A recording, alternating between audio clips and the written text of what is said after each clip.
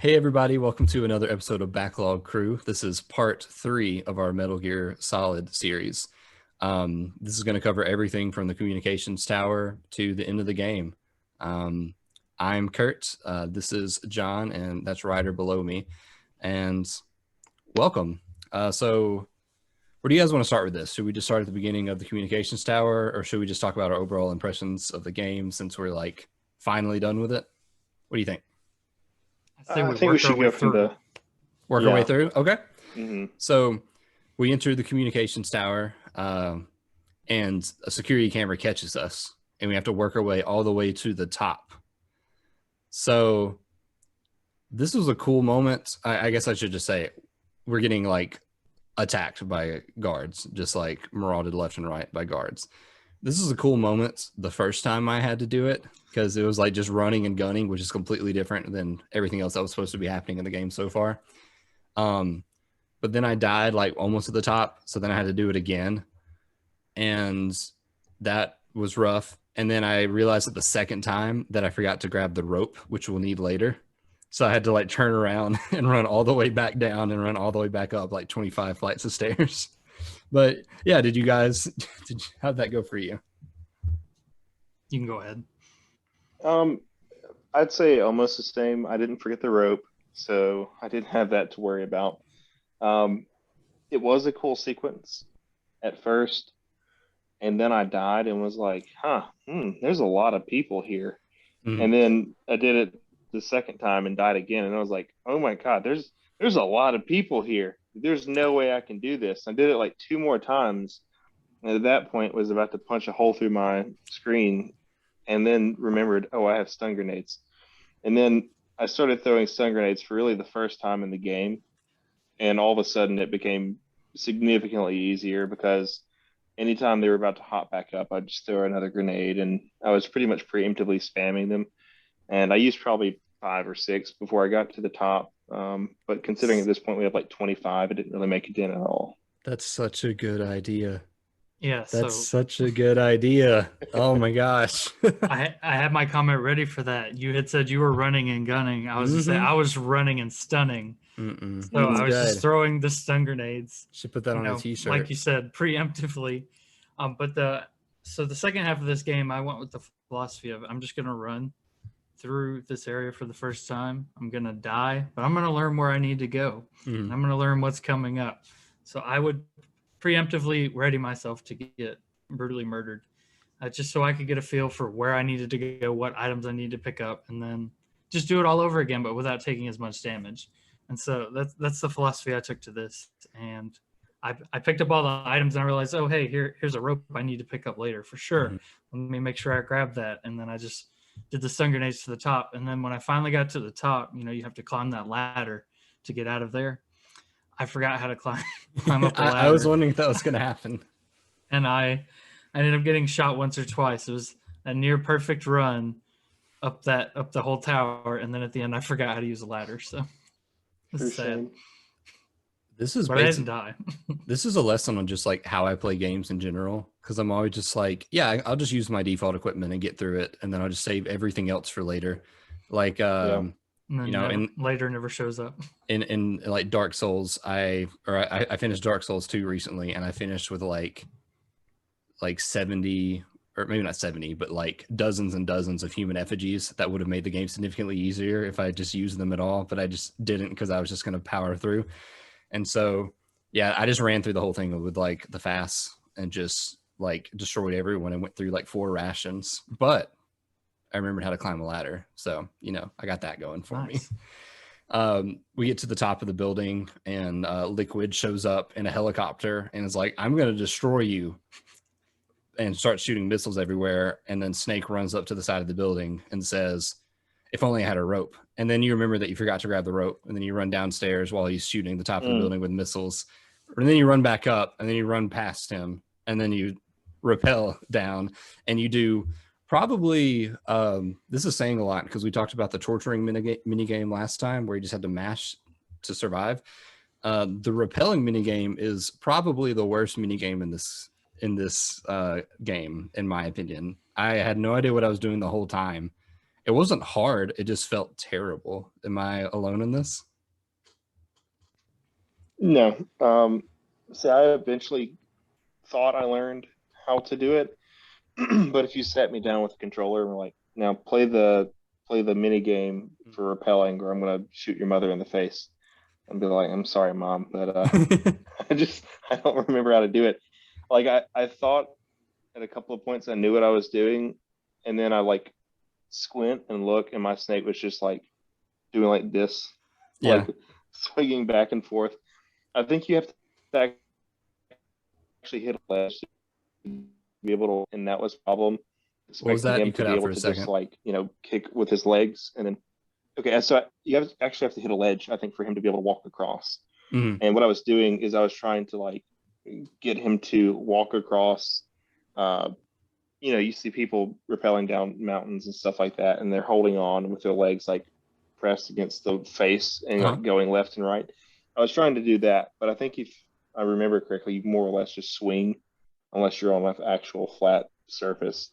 And so I died a couple of times because I was running into either his bullets or the steam vents because I didn't know what I was doing trying to swing back and forth without an actual platform underneath me. Yeah, I ended up getting down first try, but I didn't know what I was doing. I ended up just wildly swinging back and forth like a pendulum, and then just getting just like smashed by steam that was shooting out of the building for some reason. And then I got to the bottom, and I just ate what few rations I had left from the climb up all those stairs. But yeah, I don't know, John. Anything to say about that? So I did not walk across any ledges. All I did was jump to the left, jump to the right, jump to the left, jump to the right, take a bunch of bullets to the face. I missed most of the steam, but I did hit a few. But I made it down first try. I think I only ended up using one ration. My gameplay that we're going to add into this probably is going to make me a liar, but I think I only ended up using one ration. Just mashing through all your rations all at once. So I don't know if like we're just stupid, but there's been a couple of moments in this game where like none of us have really gotten it, or maybe one of the three has gotten it. And I don't think I'm that stupid. I'm just guessing this game is older now. Yeah. It's not a bad game. It's just things that maybe we're not accustomed to at this point. I would think like with that mini game, like none of us really knew what we were doing. And I would like to say that it's not because I just don't know how to play video games, but maybe, you know, just I know there were 10-year-olds at the time who were able to play this game and got along completely fine. I think we're just accustomed to a different type of game now. Not necessarily That's more exactly hand holding, but more explicit instructions rather than just go left and right to avoid getting shot. Make it to the bottom. I mean, that's fine, but yeah, I think that's completely fair. I mean, this is a game from 1998, and it plays like a game from 1998, and it's definitely a good game from 1998. But when you compare it, like the quality of life stuff, like you're talking about, like the quality of instructions and the quality of controls, it doesn't hold up today. And I think it's totally fair for us to comment negatively on that it doesn't hold up. And it's not because we're terrible or we need to get good. It's just, it's an older game, and that's okay. We shouldn't hold it against it, but we also shouldn't hold it against us, you know? All right, I'm going to fill the silence by vamping while you guys nod along.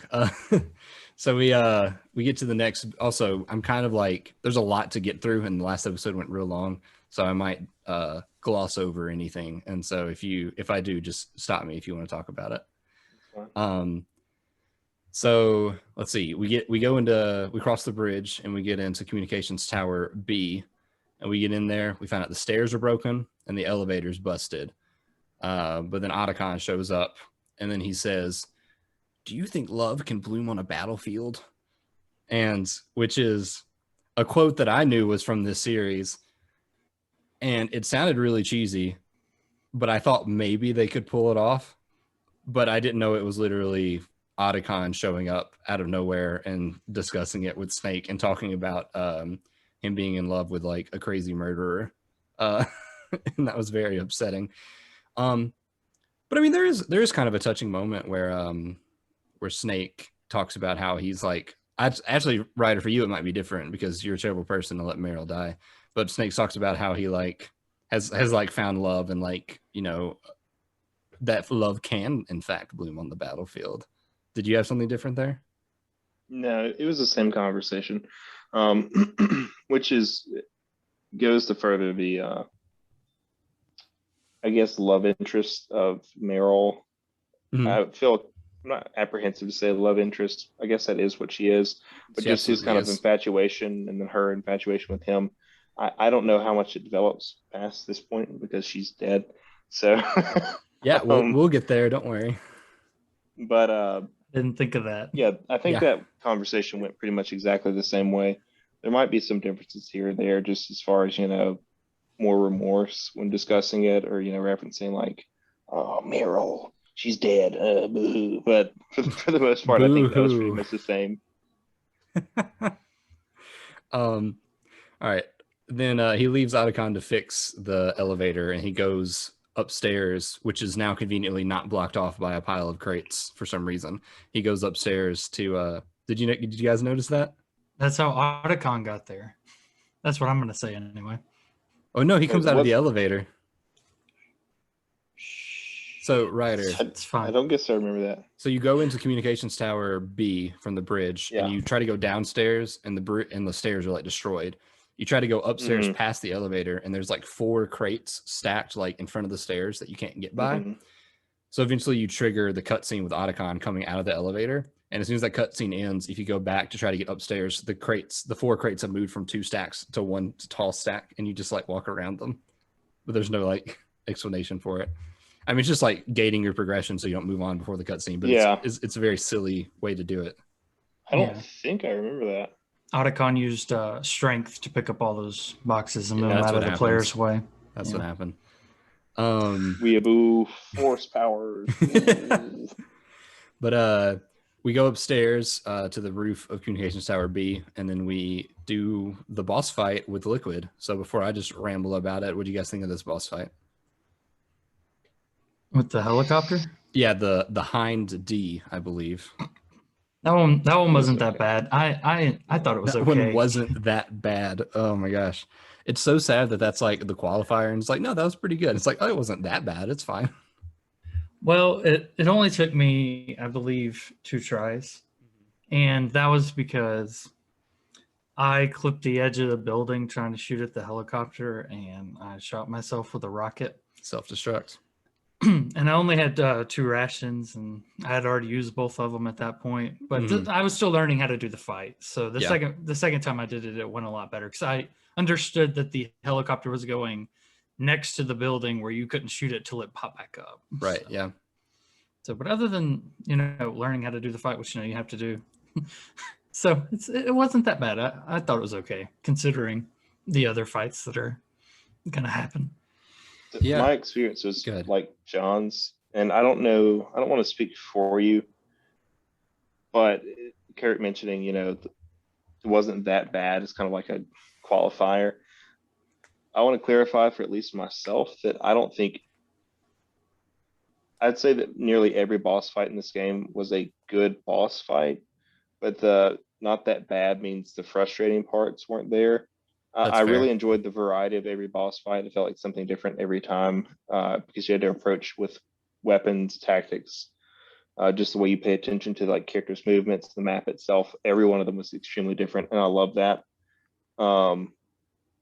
I'd say most of my like actual frustration comes from me dying, and there were a couple of moments where I was like, okay, that's just kind of crappy. But I don't want to just boil it down to like a bad game or bad game design, Mhm. and more limitations of the time period. And that's Fair. something I'll go into in a little bit more detail when we get towards the last few bosses. Because I think most of my frustration wasn't like, oh, this is a bad game, bad boss fight, but just given the software that you had at the time, you didn't really have any other option than to make this fight what it is. Mhm. And I ignored a lot of that for the narrative implications of those fights. And I'll go into that later as well. Yeah, I see what you're saying. I thought this was a good boss fight. I mean, it's very straightforward. I think my biggest problem with pretty much all the boss fights in general is that they just have way too much health relative to the damage you can deal. And also relative to the damage you take. So like to go back to like the Gray Fox boss fight, I thought that was a good boss fight, but I didn't enjoy just doing the same 3-hit combo on Gray Fox like literally like 30 times just to get his health low enough to move on to the next phase. And then Gray Fox would like do one like flying kick and take like half my health. And I get it. You're supposed to be, it's a video game, so usually you're underpowered. You can't take as many hits as the enemies can. I get that, but it gets a little ridiculous in my opinion. Not so much in this boss fight, because I mean it's literally a helicopter. I mean, we are kind of shooting RPGs at it, so maybe the helicopter shouldn't be able to take like 12, but still, it's not nearly as egregious as some of the other boss fights as far as that goes. So Snake shoots down the hinds, and it blows up in a great ball of fire. And then Snake turns and looks at the camera and says, "That takes care of the cremation." Pause for laugh. There we go. Otacon gets the elevator working. Snake gets on. Something is wrong, and then they have a 3-minute, not a 3-minute, I'm exaggerating, like a 2-minute conversation about how there are guards hidden inside the elevator with stealth camouflage waiting to ambush Snake, and they're just patiently waiting for the conversation to end. I thought about that too. I was laughing. Where are they? The weight limit. They are here. Yeah. I was just like, okay. Go ahead, Ryder. So I like everything about it other than the fact that they stand still and let him monologue. Not really monologue, but finish this conversation with Hal, Otacon. So I like it because it is set up earlier, like, oh well, the elevator seems to be in working condition. I don't really see any issues here, but it's not moving. Well, okay, never mind. Let me go do my thing. Come back later. Hey, is the elevator working? Well, it's moved. Don't know how or why. And I like the idea that, the reason why is because, there's invisible guys keeping it over the weight limit, so it can't move. Yeah. I like all of that in theory, but the fact that, again, they waited until he was done with this conversation. It just kind of comes with the territory. There were a couple of moments in the game where I was able to ignore it because I was like, oh, well, my Snake is actually running around during this boss fight while he's on the phone, like, oh no, I'm gonna die. Colonel, please help me. But when he's just standing in the elevator, it's kind of like, guys could have killed him over the last 2 minutes multiple times, but it's fine. Yeah, that freight elevator with the weight limit of 600 pounds. That is another thing. I mean, the alternative would be it has a 6,000 pound weight limit, and now you have to fight through 40 soldiers. Like, I understand. Trying to do the math of how much 40 soldiers would weigh. Nah, just 5 sumo soldiers. I feel like it's not 6 5 sumos. So each sumo soldier weighs 1,200 pounds. Is that the math? This meeting will end in 10 minutes. Oh no. 180 pages, 100 pages, 180 pounds apiece. That's like 4,000. Never do math on video. That's like 5,200 pounds. So if each weighs like 180 pounds. So, I mean, that's not too crazy. All right. I'm just going to get back to the point that it's not so much that they like had the call and we're like, oh no, Snake, it's a trap. It's that they like meticulously explained the fact that it was a trap instead of just being like, Snake, my stealth camouflage gear is missing. And then Snake saying, oh, the weight limit went off. And then just immediately to the fight. But they literally like phrase it like 3 or 4 different ways to explain to you that in fact there are other people on the elevator with you. And then the boss fight happens and you just stand in the corner and I just stood in the corner and just used the fast. What did you guys do? Yeah, it was a pretty standard fight. I didn't have any difficulties with it. I don't remember. I think I just used the FAMAS. Like I just moved my way towards. Yeah, I moved my way towards the corner and just sprayed back and forth. I want to say I used stun grenade as well, but don't quote me on that. Once I used it in the stairs, I became more prone to use those.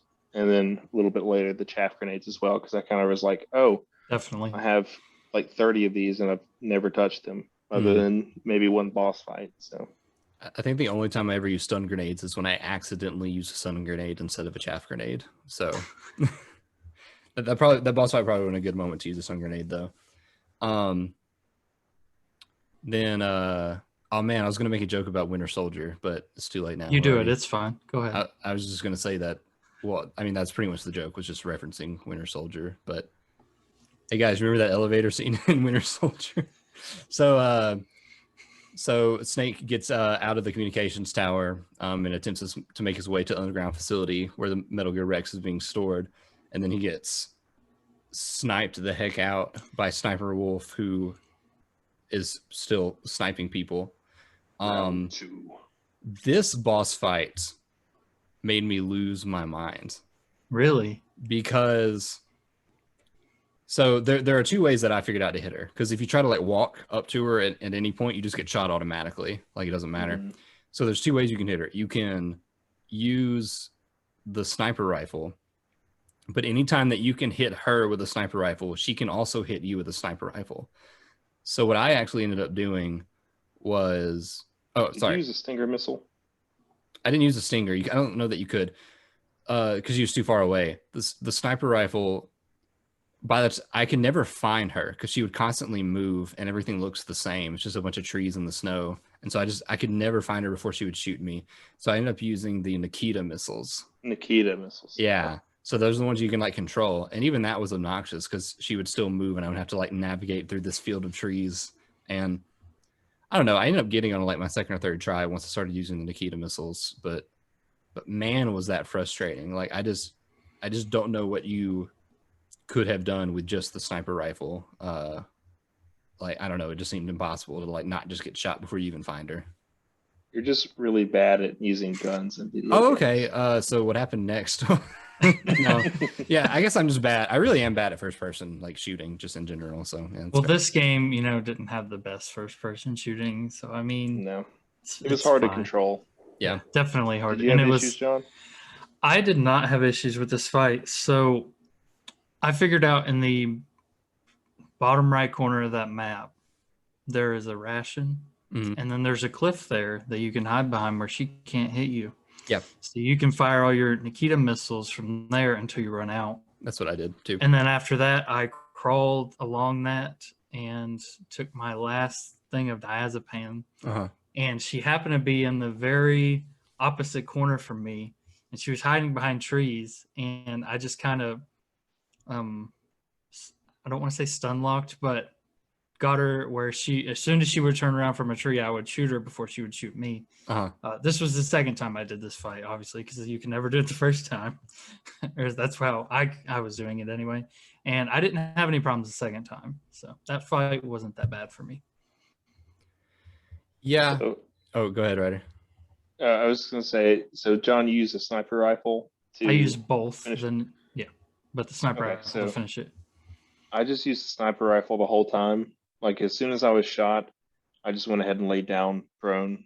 And what I did was I just moved my scope all the way to the right. I just didn't even bother looking unless I saw her like along the way.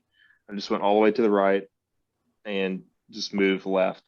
And if she shot me, I would try to like quickly realign to where I was before and then work my way left. And as soon as I found her behind the tree, it didn't matter. At that point, I was going to win the fight. I lost the first time because I kept trying to run forward a little bit. And like I got shot maybe 2 or 3 times, lost most of my health, and then forgot to set a ration, so I just died. But the next time, went ahead and took my diazepam, laid down prone, and like I said, I think I got shot one time and just followed her behind the tree line. And anytime she'd pop out, I'd just shoot her. And so she got one shot on me just before I could find her. And that was the extent of it. So it was pretty easy for me, much easier than the first one. The first one was a lot harder. I don't remember the specifics as why. Could she move up 2 flights of stairs on the first fight? Or was it just on that first? The first one was a lot easier because it was the same concept, except she could only move like, a very small amount left and right. Yeah. So my issue was that I kept on, anytime I got shot in the first fight, my scope would always like readjust to a wall. Yeah. And so I'd be like staring over here at this wall and then have to Mhm. like work my way all the way back around. And by that time, I'd already been shot 2 or 3 more times. Versus this, anytime if I was shot, it would realign and I'd still be within field of view because she was pretty much on either side of the map. It wasn't like a Mhm. wall enclosing me. So um, I had a much easier time with this one than the first boss fight with her. This was probably my least favorite. Well, Call yourself on that this one. was this was probably my least favorite boss fight in the game, but I ended up getting her with the Nikita missiles, and then I had to use the sniper rifle for the last hit, and it was really funny in a terrible way because she like ran between the trees, and I sniped her like literally like right here when she turned to look at me, and the cutscene happens, and we walk up to her, and she's like laying on the ground, and she's like, "It is time for me to give my backstory." I'm like, I put a bullet through your head. Like, I don't Die. and then I did laugh at this Otacon shows up and he's sad about out it. of nowhere. And I mean, he has a stealth camouflage. They've established he's everywhere He's all been the time. watching the whole time. Yeah. But He's like, please save her. but yeah, and then she's like, Nah, I'm putting this doggy down. she's like, Snake, I'd like to die with honor, like kill me, or like in my suffering or something. And then Snake's like, all right, I'm gonna put a bullet in her head. And I was like, I already did. Like, this should have been over, but it's fine. I understand that that's the game. But yeah, I don't know. I didn't like the boss fight. Sniper Wolf was an okay character. I didn't care at all about Otacon's feelings, even though I like Otacon as a character overall. I didn't either. Yeah, he was kind of annoying.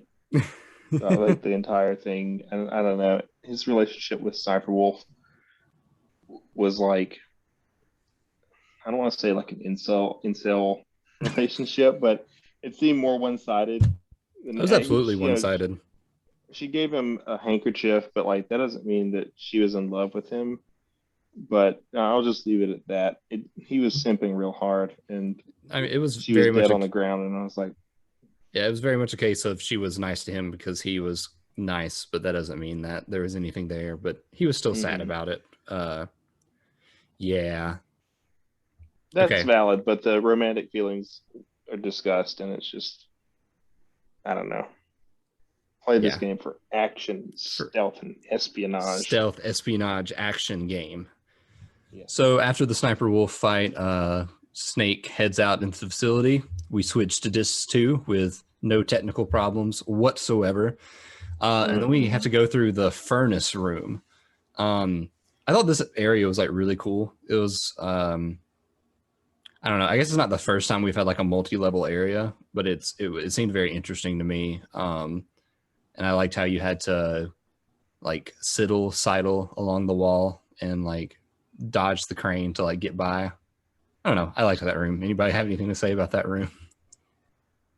Yeah, I did my philosophy. I did my philosophy of dying first just to see if I wanted any of those items, but without doing all that stealth garbage. Mm-hmm. And then after I realized I would have to do all that for some stun grenades, I decided it wasn't worth it, and I just went straight to the little area where you had to crouch and go through. So, but other than that, it wasn't that bad of an area. Are you talking about where you got the body armor? So down there, I already had the body armor. Oh. So there was no body armor there for me. I'm referring to where there's a guard patrolling, and then he starts on top of a box of stun grenades. And you have to wait for him to walk around. Oh yeah. You got to stare at him, and then you only get stun grenades. So I wasn't doing all that because I already had like 20 stun grenades, and I wasn't using them. So I just kind of left them there. But other than that, I did pick up the rations that were there, and I did miss that room past the steam room. I did go in the steam room, but I thought that was it. And then later I did notice that I missed that area and went back, and there wasn't anything substantial for me because I already did the body armor earlier. Yeah, that's where I got the body armor. So that was like a sweet deal for me. I didn't know that you could crouch whenever you were like sliding up against the wall. And so I died several times trying to figure out how to do that. And then ended up calling Master, I think, who was like, follow the rats. And I'm like, oh, the rats. Okay, I know that. And then I mean, I just spammed it and figured out you could crouch. But I thought it was a cool touch that the rats were there to like give you hints about where to go next. Mm-hmm. That's a really good game design tool. It's just using the environment to express like what's required of you. But yeah, I mean, it was cool. There was lava there for some reason. It was nice. Keep everybody warm. Yeah, I mean, that'll be important later. But It's like yeah. I was assuming it's like an iron mill for making. I mean, they made Metal Gear Pieces, Rex yeah. here, so That's true. That's true. that's just kind of what I assumed. This was like molten iron or steel or whatever. That's probably right. But then I believe after that is whenever we get to the part with the 2 elevators. And the first elevator, just I believe a ton of soldiers just attack you, Yeah. and you got to fight them off. And then on the second oh yeah, not trying to I rush. say Go for I it. was no, you're good. I was just kind of like, okay, what's happening here? Like the way they were like jumping out at me, I was like, at first, oh no, it's a whole bunch of ninjas, and then I realized it's just a whole bunch of soldiers with too much health. And this is where I say that I actually never used my FAMAS other than like one time in the game because I finished this fight and they all dropped nothing but FAMAS ammo, and I was like, I can't believe I just did this because I probably used like 60 bullets for my SOCOM pistol, Oh no. and my FAMAS was completely full. And so I was like running over all the ammo, and it was like, and I got done with the fight, and there's nothing for me to pick up. Thankfully, by the end of the game, I pretty much restored all of that anyway. It didn't matter too much because we already Yeah. had so much at that point. But I was initially like, I can't believe I've done this. Also, as far as stealth at this point, I gave up on choking people out. For sure. I realized Use a that the silence SOCOM pistol, exactly, it was so much nicer. And I was trying to conserve ammo, but we have so much at this point. Realize, just walk up and then triple tap, and then that's the end of it. Yeah. Unless they see you, and then that's a whole nother story. But that was so much easier, and it took me way too long to realize that. Yeah. Once I like playing stealth games in general, where it's like I'm gonna try to kill as few people as possible. But once I realized that like knocking people out is killing them, you're not actually knocking them out, and I was like, oh, there's no points, and I have to do it to get by here. So I just went with it, and it was much easier. So I agree. The choking mechanic, or choking, it's cool, but it's not very easy. It's not very useful once you get the silencer pistol. I opened a file. I apologize. I got distracted. Yeah, we finished that, and then you get on the second elevator, and a bunch of ravens show up. And so I can assume what's going to happen next. Yeah, John? Quick question. Did any of y'all get blown up by a claymore before getting on the second elevator? Yes. I I was stepped on just every curious. claymore in the game at least once. Every I don't single know. time. I got blown up by one because why are there claymores in front of an elevator or close to an elevator? On the To second keep you floor. from using it. On the Well, second yeah. basement floor. Well, I put on the thermal, and I just really wanted the ration I seen in the corner. Mhm. And so I was full of claymores already. And then I think I mistakenly clicked stand up, and then I got blasted by another claymore. So by the time I made it to the ration, I had to use it. Yep. So I just kind of wasted my time doing that. But I just wanted to share because I didn't know those were there. And then I pulled a stupid. So anyway, go ahead. I absolutely stepped on every claymore in the game. It was so infuriating because once you know they're there, they're super easy to dodge, but it's just that they're just a random, oh, you just lost half your health. But yeah, when you get on the second elevator, a bunch of ravens show up, and this was, I don't know if you guys did this, but I'm a terrible person, and I started punching the ravens that would like land on the railing. And if you punch the ravens, they just like spin, like their models just like spin and fall like into the chasm. And then once you punch like 7 or 8, you get like a force call in your codec. And Campbell's like, Snake, we're not paying you to be a scarecrow. I'm just like, that's really good. Yeah, I didn't know that. I was trying to shoot them, but I couldn't hit them. Yeah, I just ran up and started punching them. And the call is even funnier because it happened right after another forced call where they're like, hey, everyone you trust might be betraying you. And then he calls back and is like, hey, I'm going to make a joke real quick. Is that okay? But Yeah, so we find out that the master suggests that Naomi might be the bad guy. I wonder if any of us saw that coming. No. Yeah, but find out she might be the bad guy. Turns out she lied about her the story about her grandfather. So who knows what's going to happen with that? And unless you guys just want to talk about everything that happens with Naomi now, that might be easier than breaking it up. No, just wait. Nope. Surprise tool for later. I think we should keep with, what happened. We've discussed earlier that, not everything's as it seems. There's some double, triple agent trickery going on. We're not sure who or where, but we know that Snake is frustrated because not everything's been told to him straight. Mm-hmm. But again, we're not sure where this betrayal is happening at the moment. Yeah. And we're starting to figure out like, oh, well, it may be Naomi, but Snake is a little hesitant to believe it as much as he, I guess feels distrustful at the moment of what's going on. He doesn't want to believe that any person in particular has done this. Yeah. I think that's enough for the moment because I think it's all going to come to a head, pretty soon. Okay, well then we'll get to that. But for now, let's talk about the best boss fight in the game. There, I said it. I think that the Vulcan Raven boss fight, the second one, is literally the best boss fight in the game. It is the only one that I would say is very good.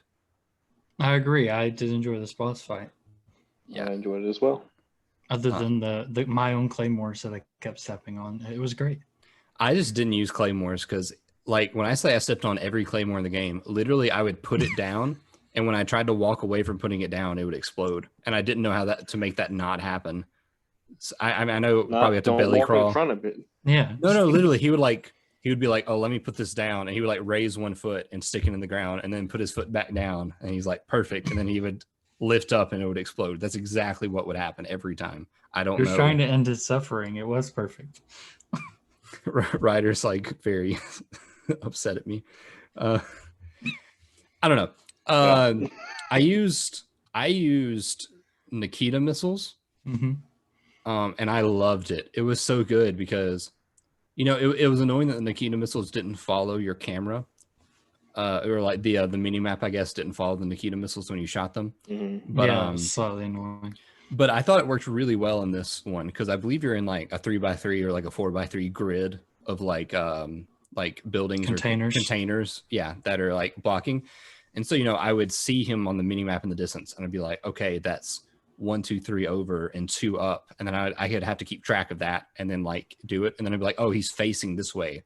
So even though he's only 2 containers over, I need to like shoot it around him so that I can hit him in the back and he won't just shoot it and destroy it before it gets to him. I thought it was really good. It made me think. It was easily understandable. I think that's a good boss design in general, is when you know what to do, but it's not just like super easy to do the thing that you need to do, rather than I have no idea what I'm supposed to do to like beat this. And then once you figure out, you're like, oh, it's pretty arbitrary. You know what I mean? Mm-hmm. Ryder, I saw you shaking your head a little bit. So yeah, I agree with pretty much everything you said. I didn't go the direction you did. Well, I started at least. So when I first played this boss fight, I was like, okay, well, I have like 15 claymores. Let's use them. So I put down 1 or 2, but didn't really pay too much attention to where I was putting them. I tried using the Nikita missile. I got him down to about half health before I ended up dying. Tried it again. Tried using the Nikita missiles again, but I could not get them to hit him because he kept noticing them. And if he noticed them, or if he's already spraying, it just explodes. Yeah. So I tried that a few times. It didn't work. I think I ended up dying that time as well. And then the third time I said, no more. And so as soon as the fight started, I just placed claymores facing toward every path that he could be walking. Yeah. I blocked off literally every path. And I was like, I'm just not going to worry with it. And I put on my thermal goggles and just ran around the map. And so he would be walking. I couldn't even see him on my mini map. I'd be so far on here. Oh! And then I'd like wait for another one. And then I'd like go and try to trace around and see where it was. And I was always playing. I'd stop and look in first person, see if I could see him anywhere. And then I'd run, and just keep on repeating that. And after about a minute or two, he ended up killing himself. So that one wasn't too bad for me. I thoroughly enjoyed it. I wouldn't say it's my favorite, just because I like the Gray Fox um, fight for the wackiness of it. I'm Yeah. gonna punch this ninja in the face. But I agree with what you said earlier. It just goes on way Yeah, way too long for too sure. long. This fight was, but then I was like, thank goodness. Yeah. John, I don't want to like keep you from talking, but I did want to say that No, you're fine. I did use the Nikita missiles and I got him like really far down, but then he walks faster and faster and faster the more damage he takes, so it's harder to hit him. And eventually got to the point where I was like, I can't hit him with these missiles anymore. He's just moving too quickly. So I started being able to like kite him around corners and pull out the stinger and like launch stinger missiles at him. And then eventually I got him down to like his last hit of damage, and this man is like trucking it through this like layer of permafrost or wherever we are. And I was just, my wife was watching me and was watching him run around, and I kept missing with missiles. And I was like, I'm going to be cheeky here. And I put down some C4. And then I just had him chase me down a hallway, launch the C4, and did a ton of damage. And that's how I ended up beating him. It honestly reminds me of the Mr. Freeze boss fight in Arkham City. And I'm not going to spoil that for anybody who doesn't know, but it's basically every single tool in your arsenal is like effective in some way, and you just have to figure out how to like use it. And that's what this boss fight felt like to me. It wasn't figure out the one thing that this boss is weak to. It's figure out how to use everything in your arsenal in an intelligent way to like make it happen. And I really liked that.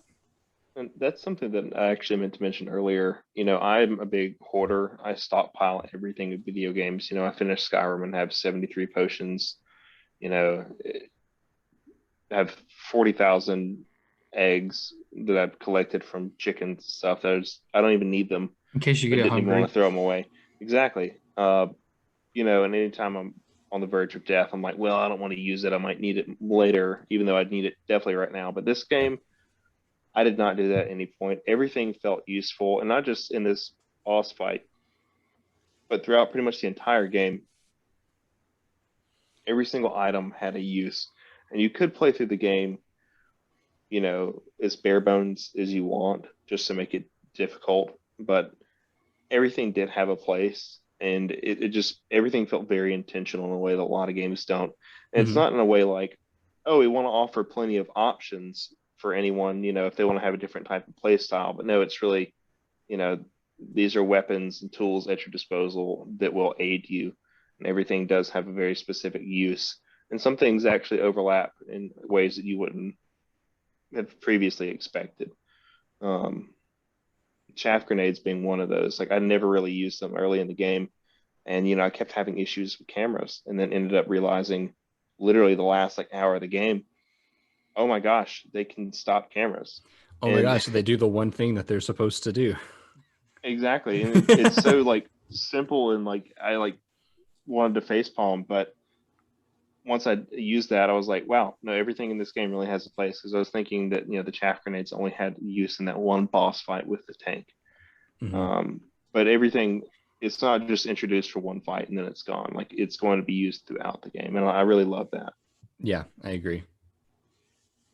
John, anything to say about Vulcan Raymonds? Yeah, I put claymores the second time through after I blew myself up with my claymores.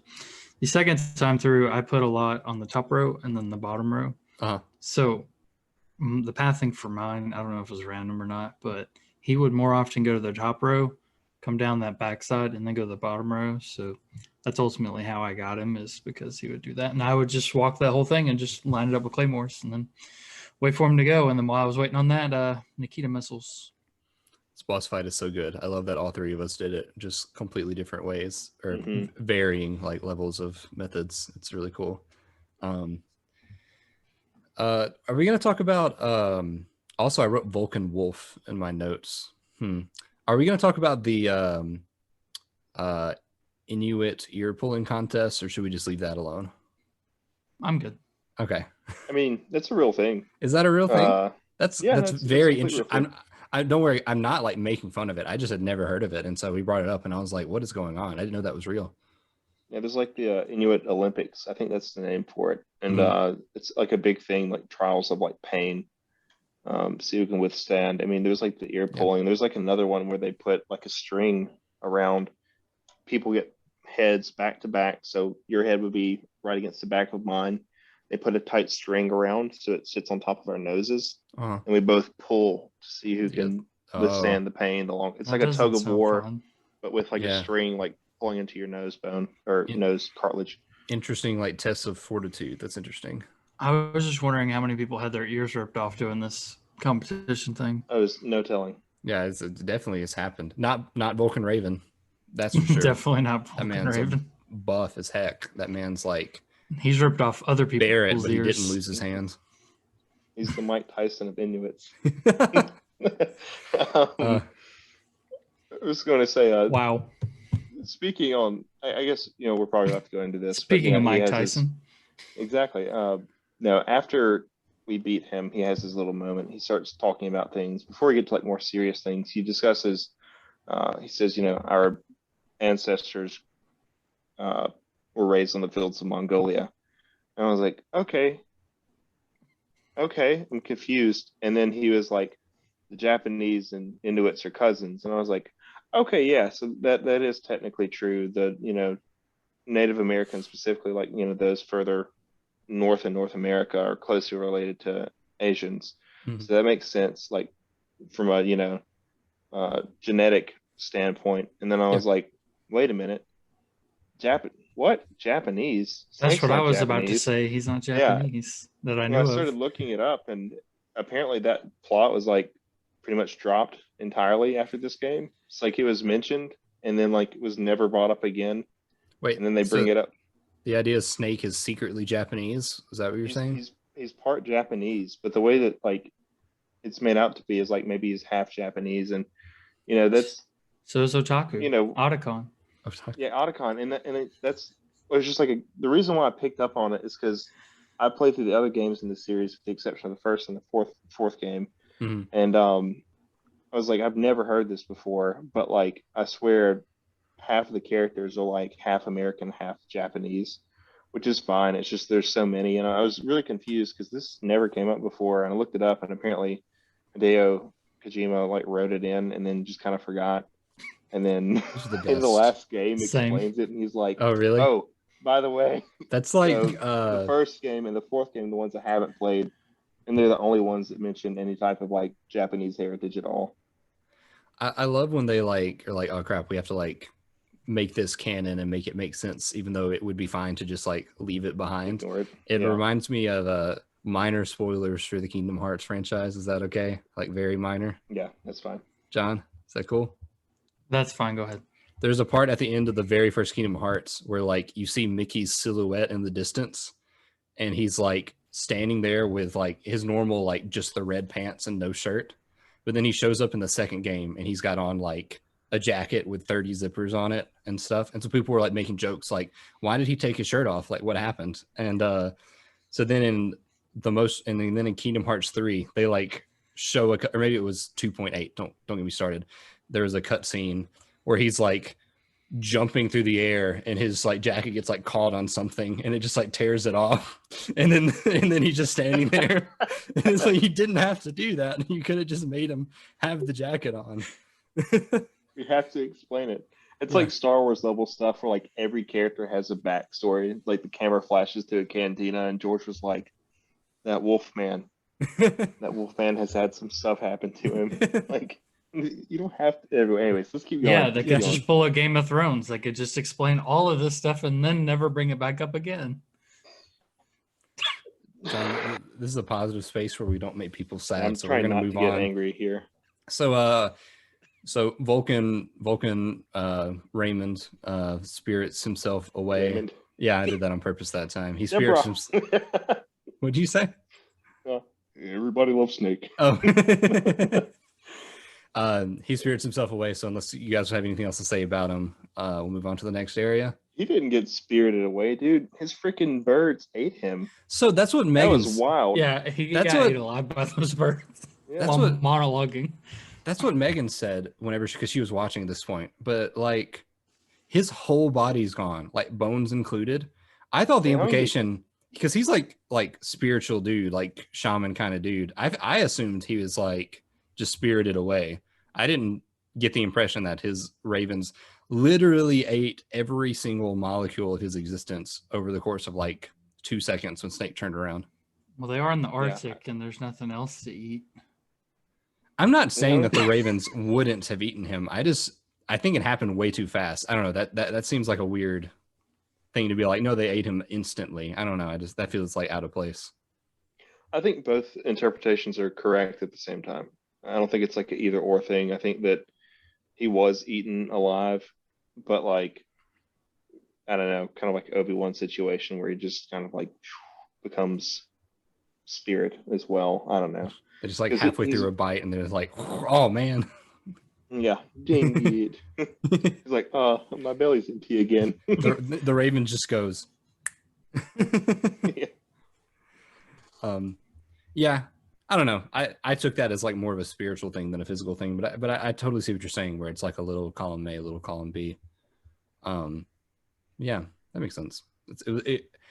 I ended up liking Vulcan Raven more than I thought he would, based on the caricature he was kind of presented as at the beginning. Yeah. Not to say he wasn't still a caricature, but he was a little more of an interesting character, and he definitely had a very interesting like play style.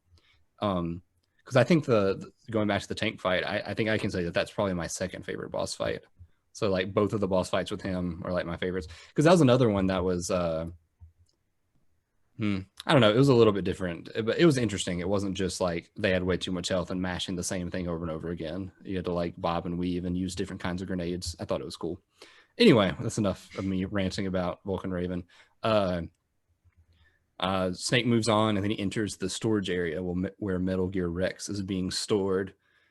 He climbs up to the top and eavesdrops on Liquid Snake and Ocelot, who are in like a control room of sorts, talking about a lot of stuff going on. So I'm just going to go down the bullet list and we can stop and discuss each one. So Liquid Snake has changed the target of the nuclear strike. He was going to attack like a populated area, I believe in Russia, and he's changed it to a nuclear test site in China. He did this because he realized that if they attacked like a populated area, then it would be over and everybody in the world would come after them and they would lose. So if the United States government didn't give in to their demands, they lost, even though they would like take out a bunch of people. So they're doing it in the nuclear test site in China because nuclear test site having a nuclear bomb is easy to cover up. And then B, they want to show off their nuclear warhead to China and other countries. And so that maybe even if the US government doesn't come through, that other countries will be interested in the technology and will like invest in their cause. I thought that was really interesting. Do you guys have anything to say about like that plot thread? Kojima, like I don't know how much of this is his, but it's a pretty common thing. Of course, this is all Cold War, post Cold War, neo Cold War stuff. So, the discussion of like nuclear deterrence stuff, the entire thing. But it's always surprises me how well written, even if some of the villains are kind of goofy and their, desires seem like wacky and, science fictiony, the actual like politics behind it is actually very well written and like it feels real. Not just, he says Liquid Snake says it'll be over. And, of course, the other governments might be coming for him. But there's also the larger implication of the theory of nuclear deterrence. It's talked about a few times in the game where the only reason why nuclear war doesn't happen is because everyone has nukes. But as soon as the first person uses the nuke, everyone else starts nuking each other. And so not just, it might be over because they'll come for us. Well, if they don't come for us, then the alternative is Russia, China, India, the United States, and everyone else with nuclear capabilities at the time is just going to start nuking each other, and the world's just going to end in fire. Yeah. And so I like it start to finish. This entire series does a great job of kind of describing both the Cold War era and, he's kind of predicting the post-Cold War era. This game was only made in 97, 98. The Soviet Union hasn't been gone very long at all at this point, and he's predicting kind of further out for the way the world's going to continue to look. Do you know when this game is set? 2004. Oh, it's set in 2004. Wow. Okay, that's interesting. That's really interesting. Yeah, I was really impressed by the like political, historical, like realisticness, even though that's not a word. Like the characters are very over top, a lot of the dialogue's very over the top, but like the plot, like you're talking about the politics, really is sound and it's really fascinating. Then they So start. Oh, go ahead. I was just say that there's some other things I just want to discuss earlier. I don't want to go too deep into this, but it's also interesting because Kojima actually calls out the United States and throughout some of this. This criticism of world government's actions and inaction, specifically with Sniper Wolf. I didn't talk about this earlier, just kind of, went through my brain and I forgot about it. But she's a Kurd. Oh yeah. The Kurdish people were living in Iraq, and there was a genocide committed by the Iraqi government, specifically Saddam Hussein, and his brother was actually carrying out a lot of this. It was a military campaign that ended up using chemical weapons, and they were shooting full families out in the street with firing squads and stuff like that. Like 150, 180,000 people died, somewhere in that range. And the United States throughout this time period under the Reagan administration just kept on funneling money to Saddam Hussein. And we didn't really challenge Saddam Hussein until 15 years later. And this game was made in 97, 98. 98. At this point, it's only been a decade since this actual event happened. So Kojima is talking about something that's not that far removed, and not just talking about it, but willing to criticize previous president's administration and saying, like, this is wrong. You allowed genocide to happen, and then just kind of ignored it. Mm-hmm. And of course, this is set in 2004. But it's just, I have much respect. There's a lot of issues as far as, again, portrayal of women, misogyny in general. But there's other things like this where like he kind of hits the nail on the head. He's not afraid to shy away from being honestly very controversial. Yeah. Yeah. Thanks for bringing up like the historical gravity of Sniper Wolf, because I didn't connect the dots like you just did. That's really interesting and makes me like the character more, honestly. And it shows why she joins Foxhound, because he talks about how she was rescued from that situation, from that life by Big Boss, and now she's just sort of out for revenge and doing what she can to take that revenge. So it's kind of a like all the characters come across with tragic backstories, but that's actually like the real world history of it makes that feel very tragic. So that's another thing, real quick. Big Boss, we've seen glimpses of him. He's dead, but we've seen him through these members of Foxhound, kind of relaying their memories of him. And it's funny because he's the villain, dead villain, but he's discussed as he was killed in the last adventure by a snake, and he's the bad guy. He's the bad guy, but we're seeing him through these, through the eyes, the lenses of these other people who are also the bad guys, the ex Foxhound members. Mm-hmm. But he doesn't seem too awful, and we're not sure at this point, kind of what that means. But like Sniper Wolf refers to him as Saladin, which I'm not sure if this is a direct reference, but he was a king, sultan living during the era of the Crusades. It was extremely well liked by both Christians and Muslims and Jews, which was unheard of, and was ended up becoming probably one of the greatest sultans of all time. And so it's kind of like a reference back to that, where like he's like a peacemaker, he's a warrior ultimately, but he's bringing together these different groups that otherwise would never have like wanted to be together. Specifically, his Foxhound unit, I guess, would be what it's in reference to. This is more my interpretation with the history of it. Yeah, go for it. But given what we know, Snake is, has already killed Big Boss. Big Boss is a bad guy. But given the fact that Snake is currently like at odds with his government, not sure where he's standing, me as a player, I'm thinking, I don't know, maybe I'm not sure where anybody stands right now. No one really seems too good. And I'm glad that there's not a definite good or evil here. Yeah, it's all very, very gray. A very big gradient. For sure. John, you okay down there? You've looked very upset the last few minutes. No, I was just very intently listening to this. Yeah. He heard history and his brain just turned off. He was like, It I'm done.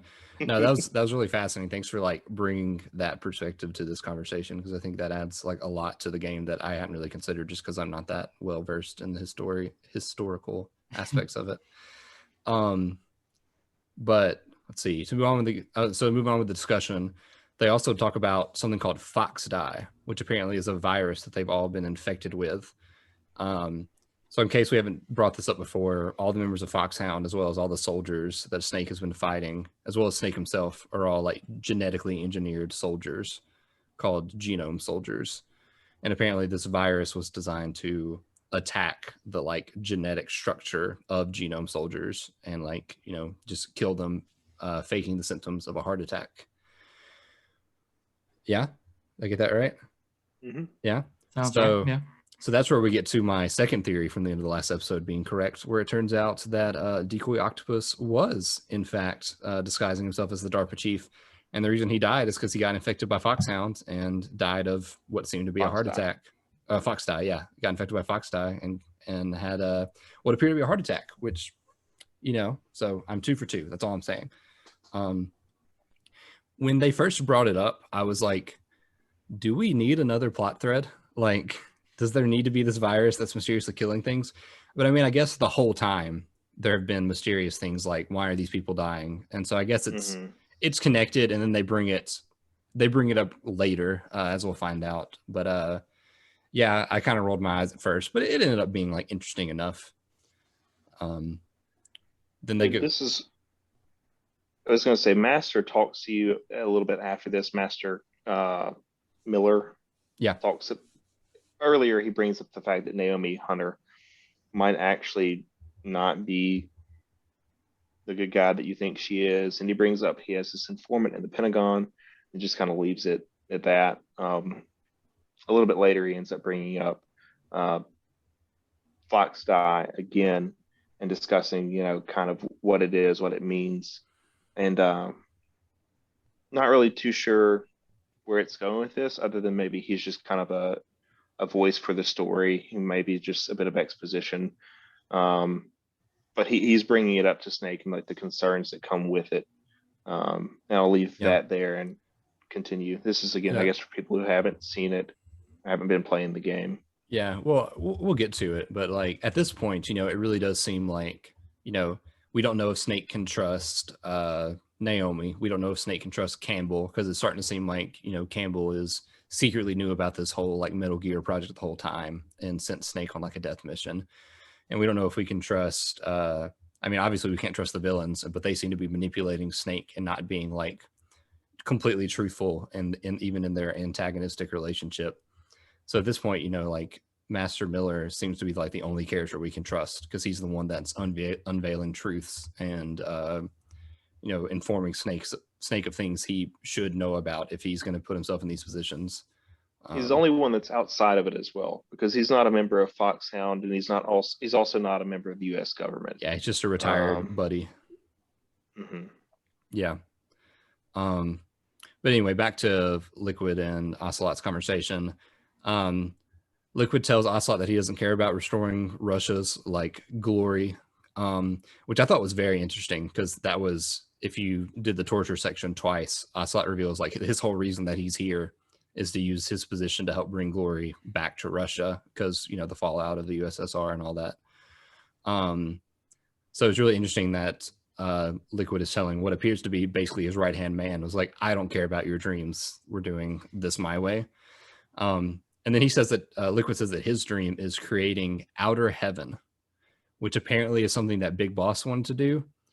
Ryder, you can answer with just yes or no if you want to, but is outer heaven something that's relevant in any of the other games? Yes. Okay. I assumed it was like a bigger plot point at a game that's probably focuses on that, but it was very like out of place, and they never really bring it up again. So I guess it's sort of setting up for the sequel. So if there's anything you want to say about that, you can. Yeah. So I'm not going to go forward, but I'm going to go backward in time, but not too far back. So we have to remember, this is Metal Gear Solid. Metal Gear Solid is actually a like steroid meth fueled dream by Hideo Kojima, like a remake of Metal Gear 2. I didn't know it was a remake. Yeah, so I mean, it's like I said, there's a Loose- lot loosely. added. Yeah, I mean, so more or less, you have Metal Gear, which is the first game, and that's the game in which Snake faces off in Rhodesia against Big Boss, and that's where also Gray Fox, Frank Yeager comes in as well. That was on the original Nintendo, the NES. I haven't personally played that. And then you have Metal Gear 2, which is the direct sequel. Hideo Kojima was involved with both of those games, ends up taking the reins and says, hey, look, I'm going to remake the second game, and ends up creating Metal Gear Solid, which ends up essentially jump-starting this entirely different series. It's funny because Metal Gear Solid, you think that's like the core, but it's really a spin-off of these original two games. So we don't have the context of the first game, so the Outer Heaven and whatnot is actually mentioned in the original game from like 86, 88, whenever it was, but we're missing that as the player unless you actively go back and play Metal Gear. So you're saying I should have gone back and I should have played those first, is what you're telling me. I'm just joking. Yeah. No, I mean, yes, but no. Yeah. All of that information is prequel information. That is in reference to the fact that I refuse to start like anything unless I have consumed all the media that came before it, which is why I still haven't watched The Witcher show on Netflix, because I have a chapter left in the second book that it's based on. So while this conversation's happening, Snake gets on a call with Otacon, and Otacon informs him that there are 3 terminals represented by the laptops that are in the room that they're having the conversation in, that have to be activated with the PAL key cards. And it turns out that Snake actually has the one key card that fits all 3 of them. It's just that the key card is so technologically advanced that it changes forms based on its temperature, which isn't the most ridiculous thing that's happened in this game so far. So I just went with it. But mechanically, So what is the most ridiculous? Before you go any further, the most ridiculous, dude, that's you got to like give me prep time for that. The invisible suit. Yeah, I can even ignore that. I know that like that is like kind of impossible currently, but I'm able to ignore that because that's at least something that like kind of makes sense to me. Yeah, I can accept that. Well, that doesn't bother me. The PAL card thing just doesn't make sense to me because like mechanically it doesn't make sense to me because it's like, well, when it's room temperature, it's this shape. When it's really cold, it's this shape. When it's really hot, let's say, okay, that's cool. How does it maintain that shape? Shouldn't it just return back to room temperature shape as soon as you're... I assume you had to hurry so that it didn't change back to room temperature. I just kind of booked it back and forth. Yeah, I did too. I assumed that if you stayed in the freezing area too long, then it would freeze. Which I did, but I mean, like, it still doesn't make sense. Like, you didn't like this fetch quest? If someone has the card in their possession, they're like, oh no, I must prevent or start a nuclear launch with this bad boy. Let me go. That is true. That doesn't make sense. That's true. So that's why it bothered me so much. It's like, yeah, the invisibility thing, it's like at this point impossible. But the key card in 2004 thing is just exactly 2004 probably was possible. But anyways, that's why it just didn't make sense. It was like mechanically it doesn't make sense in our world or that world really. And mechanically it's also very frustrating because it's very, like John said, very much a fetch quest. It's, hey, go back to this room, come back, and then go back to this other room that's further away, and then come back again. And I just thought this was their ploy to get me to use all my shaft grenades. Yeah, that's exactly what it was. Because they had literally just an entire room that had like 50 turrets, like that would just shoot you if you didn't use the shaft grenade. It was comical, like how many there were, because it's like it's not enough to have like 1 or 2 on every corner. It's like no, the entire wall. It was ridiculous. It's like, who took the time to do this? I don't know. So I it's guess like my base on Arc.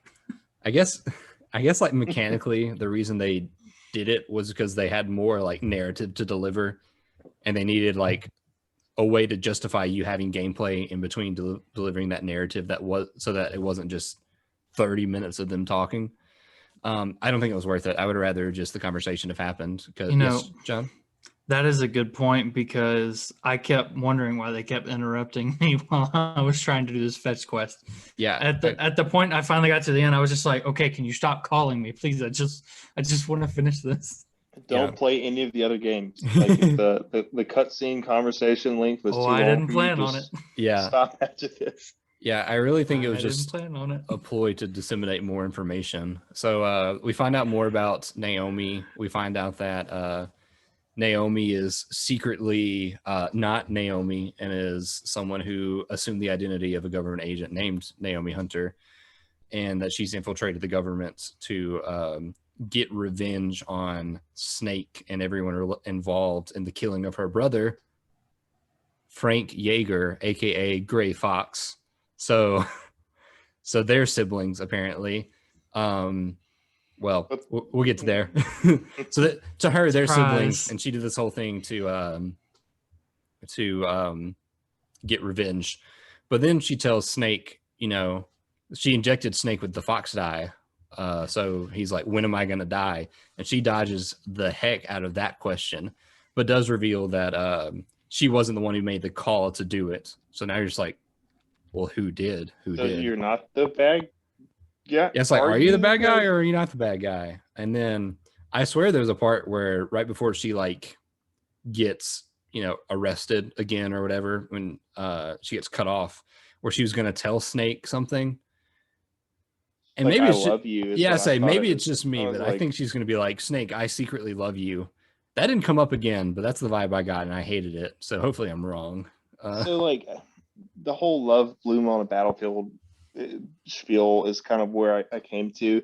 And I actually felt like her, of course, I didn't have a whole lot of her because I killed her, but I felt like her love story was more realistic than Meryl's. Not that she actually loved Snake, but like a growing like interest and infatuation that Naomi had with Snake, because she keeps asking him throughout like the entire game, like his thoughts and beliefs, and like anytime she comes up, she kind of like pries to see like what's actually in his head. And we realize like that's because she wants revenge against Snake. But like it's deeper than that, where like she initially thinks like he's just evil soldier meathead, but she starts prying and realizes that there's more underneath the surface.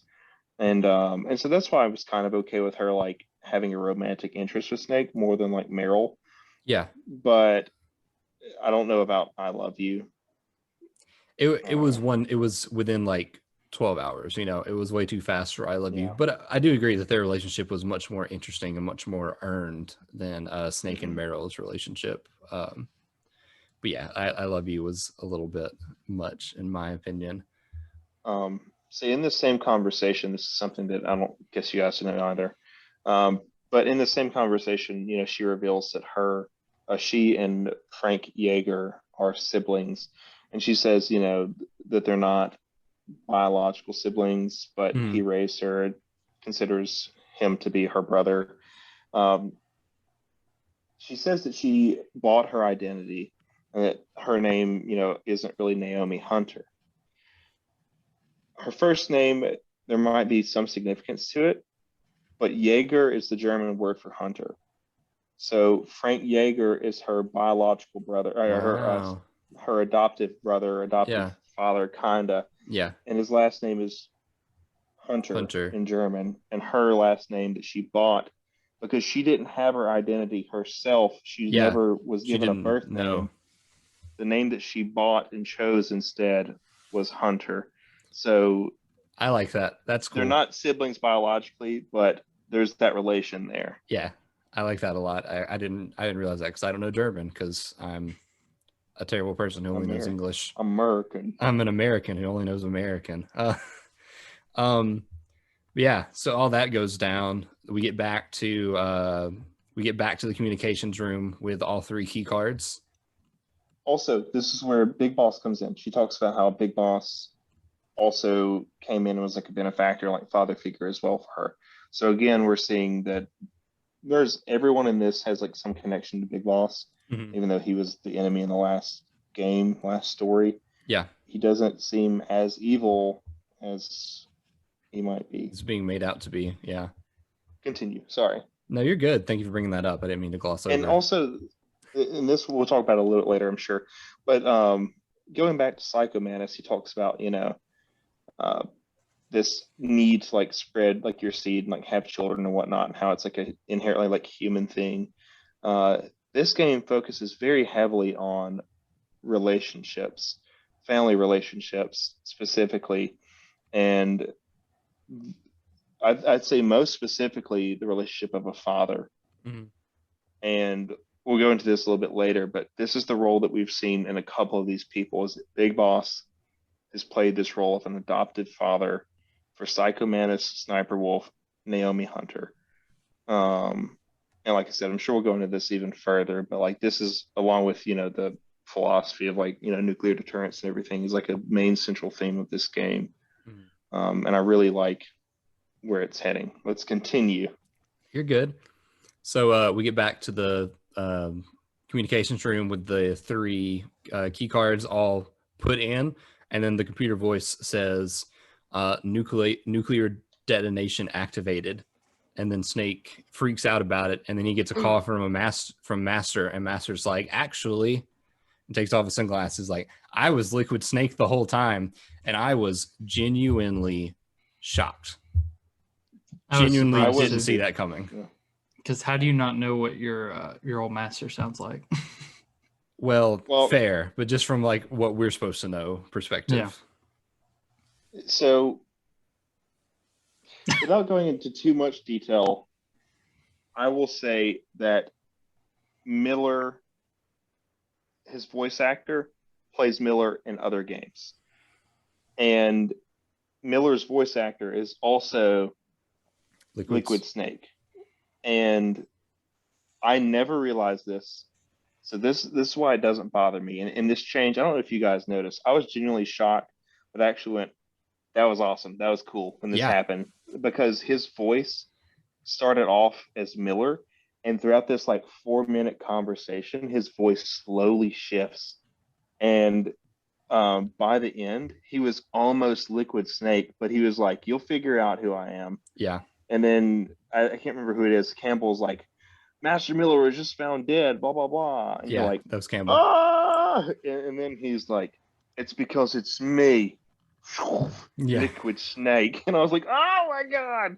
Yeah. And at that point, I was so like blown away by it. I actually did not expect that to happen. So I applaud the game because, and the voice actor for the voice actor did a really good job between the two. It was so smooth, and like I knew it was happening. It was still blown away when he like snatched off his sunglasses. I was like, oh my God. Yeah, it was really good. I didn't see it coming at all, but I went back and like watched through some of the cutscenes, and it was exactly like how you described it. It was a very like well done performance. John, did you see it coming? No, I did not. But after we've talked about a magical card that can turn from hot to cold, I just figured a voice changer made sense. Maybe that's why he couldn't tell who it was. But while we're talking about Liquid, this is just sort of like a side comment. Whenever he yells, his voice is a completely different voice because like he's very like posh, intentional British accent, and then whenever he like yells, he turns into Schwarzenegger. Like it's crazy. He's like Snake. That was a really bad impression, John. Cut that out. That was really bad. But no, I swear, go back. Every time he yells Snake's name or yells anything, he sounds just like Schwarzenegger, which is the impression I just did, and it was perfect. So there you go. Yeah, that was me again. Wasn't it good? It's beautiful. But yeah. Anyway, so. Even Master, the only person we could trust, is actually a double agent. It's Liquid Snake and has betrayed Solid Snake at this point. And then boss fight. We ready to talk about boss fight? Let's do it. Almost. So this is where it kind of comes full circle with Master has been like feeding us information, and he's like, oh well, I know the flora and fauna here extremely well. And he's like, well, it's because I live in Alaska. Okay, that makes sense. But really, it's because the reason why Liquid Snake would know this is because Liquid Snake has been living here and he knows the locations, and he's intentionally guiding Absolutely. solid throughout the entire thing.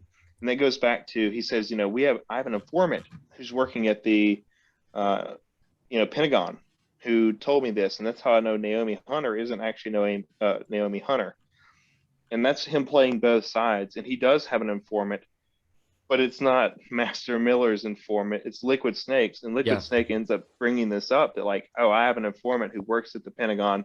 Just so that's more how I know distrust. all of this. Yeah, exactly. And he also, that's why he brings up, Master Miller brings up the Fox Die virus, is because I think he's trying to probe Snake, and he's trying to figure out like, how much does he know? And like, again, he's playing both sides this entire time. And we don't know this until it happens. And it was an extremely well written plot twist, because I don't feel like it was, kind of contrived, or any point just doesn't make sense. I'm sure if I went back, I could find something, but throughout all of it, it all pretty much ties together extremely well as why Miller, being Liquid Snake, would know these things and would be probing on these things. Yeah, and thanks for bringing up Fox Die again, because there's one more thing that they talk about before the boss fight starts, and is that Liquid reveals that Snake is being used by the government to like Borat to the Fox Die virus to like all the Foxhound members, so that they can be like taken out. So he was surprised. Yeah, that makes sense. That was a cool twist. He was like sent there to like infect everybody, take them out. And they don't want you to destroy Metal Gear Rex. Yeah, go ahead. Because this is again so crazy, because they want Snake to infect everyone to die, and then Snake to ultimately die as well, so that this is completely clean and quiet. There's no one left, and then the government can come and kind of sweep all the bodies underneath the rug and take the Metal Gear Rex. Yeah, but also for future usage. But also Foxhound, the reason they're using Snake is because he knows how to, or he thinks he knows how to stop it, but he actually knows how to activate it. Yes, yeah, and actually, I don't know if you guys noticed this, and it's kind of frustrating because I was a passive actor. I have to play as Snake, but couldn't act as Snake, because during that scene, they where Revolver Ocelot and Liquid Snake are talking about, all someone has to do is come and plug in these keys, and then everything will stop. They're like looking at the camera, and they can see Snake right outside the room, and they're intentionally again leading him the direction they want him to go, so that he will take the PAL card and use it to detonate. They don't know like the specifics of it, which is where Otacon/Hal comes in, because he ends up telling Snake how to actually work it. But they don't know it either, so that's why they're hoping that Snake will do it for them. Just start to finish, amazing. And I know we're not done with it yet, but as far as really up to this point in the plot, it all comes full circle, and didn't make me feel at any point like, ugh, and that wasn't really necessary, or that was kind of goofy. Yeah, there's no like weird loose threads that are just there. I'll still reserve that the dialogue is like really cringy at times, but I think overall I can't deny that like the plot has been solid. No pun intended. Solid Snake. Yeah, no pun intended, Ryder. Oh. There's a delay because we're online. Oh yeah, that's it. So now we get into the boss fight, which is versus Metal Gear Rex. John, I'm gonna let you start this one off. Okay, so Metal Gear Rex, that fight. Luckily, I had about 15 to 20 shaft grenades for this. And so this fight took me a while to figure out what I was supposed to be shooting, because I would try to lock on, but it wouldn't lock on. Of course, I was trying to do this from the right in front of it. I would throw a shaft grenade, and then I'm standing right in front of it. I'm just going to start shooting it with these lock-on missiles, the Stinger missiles. And it wouldn't lock on to anything. I wasn't doing any damage. And then at some point, I hit it twice, and I didn't know how. I didn't know where I hit it. Yeah. And so I ended up dying, I think, 2 or 3 times. And then I finally figured out you're supposed to hit that drum on the right side. It has a name, I'm sure, but I'm just going to call it the drum. Some weird sciencey name. Something. It's, that too.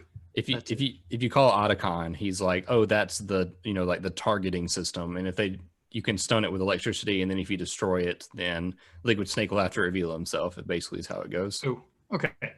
So yeah, I finally got it, and then disappointment, and then I'm sure you wanted to talk about the in between there, but this is like Dark Souls. It has a second phase. Yeah. So, but that first part, it did take me a few tries to get it. It just was mildly annoying that I couldn't outrun a missile. Yeah, weird. I was very Even though it makes frustrated. perfect sense. Yeah, I was very frustrated until I realized that I could like theoretically use the chaff grenades to make the missiles like not be able to hit you, but sometimes they still would. It seemed very inconsistent, so I don't know if I just misunderstood it or if it was just designed that way. What I figured out was if you kind of kite around the whole thing after you throw a chaff grenade, go ahead and throw another one as the first one explodes. If you've kited around it, you need to get to the side, hit that spot, and then what the machine will do, it'll turn around and it'll shoot where you just shot it from. So you need to move again and then throw another chaff grenade and then shoot it again and then move, because it targets the last place you were standing, whether or not the chaff is going off. So that's what I learned was the issue in my ultimate times, my 50 times doing this fight. So as John mentions, there's a first phase. After the first phase, Liquid is like, I'm going to kill you, Snake. And then Gray Fox comes out of literally nowhere. And he's a ninja. And I didn't say it was a problem. You're the one that's inferring that it needs to be explained. He shows up out of nowhere. I just like saying he's a ninja. And starts helping Snake fight Metal Gear Rex. And then they stand beside a box and have like a 5-minute conversation. Well, you can literally see Liquid and Metal Gear Rex in the background, just like firing missiles and bullets like randomly, just everywhere. So apparently he lost them somehow. But anyway, Gray Fox confirms that he took Naomi in, that he's Frank Yeager, that he took Naomi in. But then he's like, but not the way that she thinks, because actually, we lost Ryder, but he'll be back. There he goes. But actually, I'm the one that killed her parents, and then I felt bad about it, so I adopted her. And it's like, that is one that I think I'm gonna say it was a completely unnecessary plot detail. Like, it adds a layer, but was that layer necessary? Especially like in the final hour, you're like in the middle of a boss fight, and it's like, I'm a side character, and here's more of my arbitrary backstory. That was a little rough, in my opinion. I'm gonna say that it wasn't necessary, but it wasn't as egregious as things that will come. So I'll leave it at that. Okay. It kind of bothered me, but I was like, okay, I guess, you're like a mercenary and, doing what you're paid to do. And I guess the whole point again is even these people that can be awful, but they still have some layer of humanity, and he couldn't bring himself to kill a child. Yeah. And again, it's not necessary, but I didn't mind it. I just didn't like I think the it adds a layer. I do agree with that. It feels off, but there's no other time really to do it, because he just kind of shows up again at the end. Yeah. I'll say that for later, it adds a whole nother layer, and I really like it for what it kind of adds at the end of the game. But we'll keep going for now. You're good. So after they have this conversation, Gray Fox is like, I'm gonna distract him, and then you blow him up. Deal? And Snake's like, okay. And then Fox goes to distract him, and Snake is basically put in a position of, if I shoot this missile, I'm going to kill Gray Fox. And so it has you looking down the sights of the missile launcher, or whatever you want to call it. And it's like, fire it and finish this. I'm telling you guys, I am sitting there jamming on this shoot button, like as hard and as fast as I can. And Snake's just like, I can't do it. I just can't. No, I can't do it. I just can't. And I'm just like, Snake, he's going to die. Just shoot him. And he's like, no, player, this is my one friend, and I'm not going to be directly responsible for his death. And yeah, whatever. But the most infuriating part of that is that when you die in the second phase of the boss, you have to do the whole thing over, and then you can't skip that section. So you have to sit there for like 20 seconds and just watch Snake not be a hero. Well, be a hero is rough. Not shoot when you want him to shoot, I guess, is what is more fair. But yeah, I mean, not a terrible moment. I don't dislike at all that they like made Snake have a conscious choice where even though the idea is like you're pressing the shoot button and he wants to do it, but he can't bring himself to do it. I really like that, actually. But I was ready for that boss fight to be over, and I just wanted to end it right there. And I was really upset when I had to rewatch that cutscene like 4 times. I feel that. I only had to do it one time, thankfully. Yeah, it's because I am not an idiot. Yeah, I just I ration my rations. The first time I did I had like 4 rations. It doesn't matter. Nothing matters. Oh, really? Yeah. So what happened the first time that I did it was I used my rations like I was supposed to be using my chaff grenades. And so I just, again, forgot that I had chaff grenades and was like, dang, I just used all 5 of my rations. And I had this much health left out of the bar like this. And then phase 2 starts and I was like, well, and he shot me immediately. Like the cutscene ends and he just, and it hit me and I died. And game over screen, restart. I was annoyed and then it sent me right back to the beginning. And I was like, this is actually the best thing that could have happened because I did not want to play with this much health and no rations. So I was okay with that. That's fair. The second time, I ended up actually winning the fight on my second try, both phases. And I would have lost if it wasn't for a ration in the back left corner that respawns every few seconds. Yeah. Like every 30 seconds. I didn't know that was there the first time, but I found it on the second time and literally just did like little loops around until it would pop back up and then I'd take it and eat it immediately. And I kept doing that. And I was fine after that time. Yeah. Go ahead, John. John, you're muted. He's going hard. Yeah, he's like, I'm going to tell you guys about this. Was going to say, I did that fight a few times, just a few, once, twice, 12 times. Say stop me when I get there. Yeah, exactly. I did that fight a lot, and I did not enjoy that fight the more I did it. Surprise. But the part that got me the most was I got a final hit on that second boss phase, and I heard a missile hit you can hear when the missiles do the noise when they're about to fire. I hit him. One of those missiles hits me right after I hit him, and it kills me. Yep. And then it starts to play the audio of it's going to move to the next part, and then it jumps to the game over screen.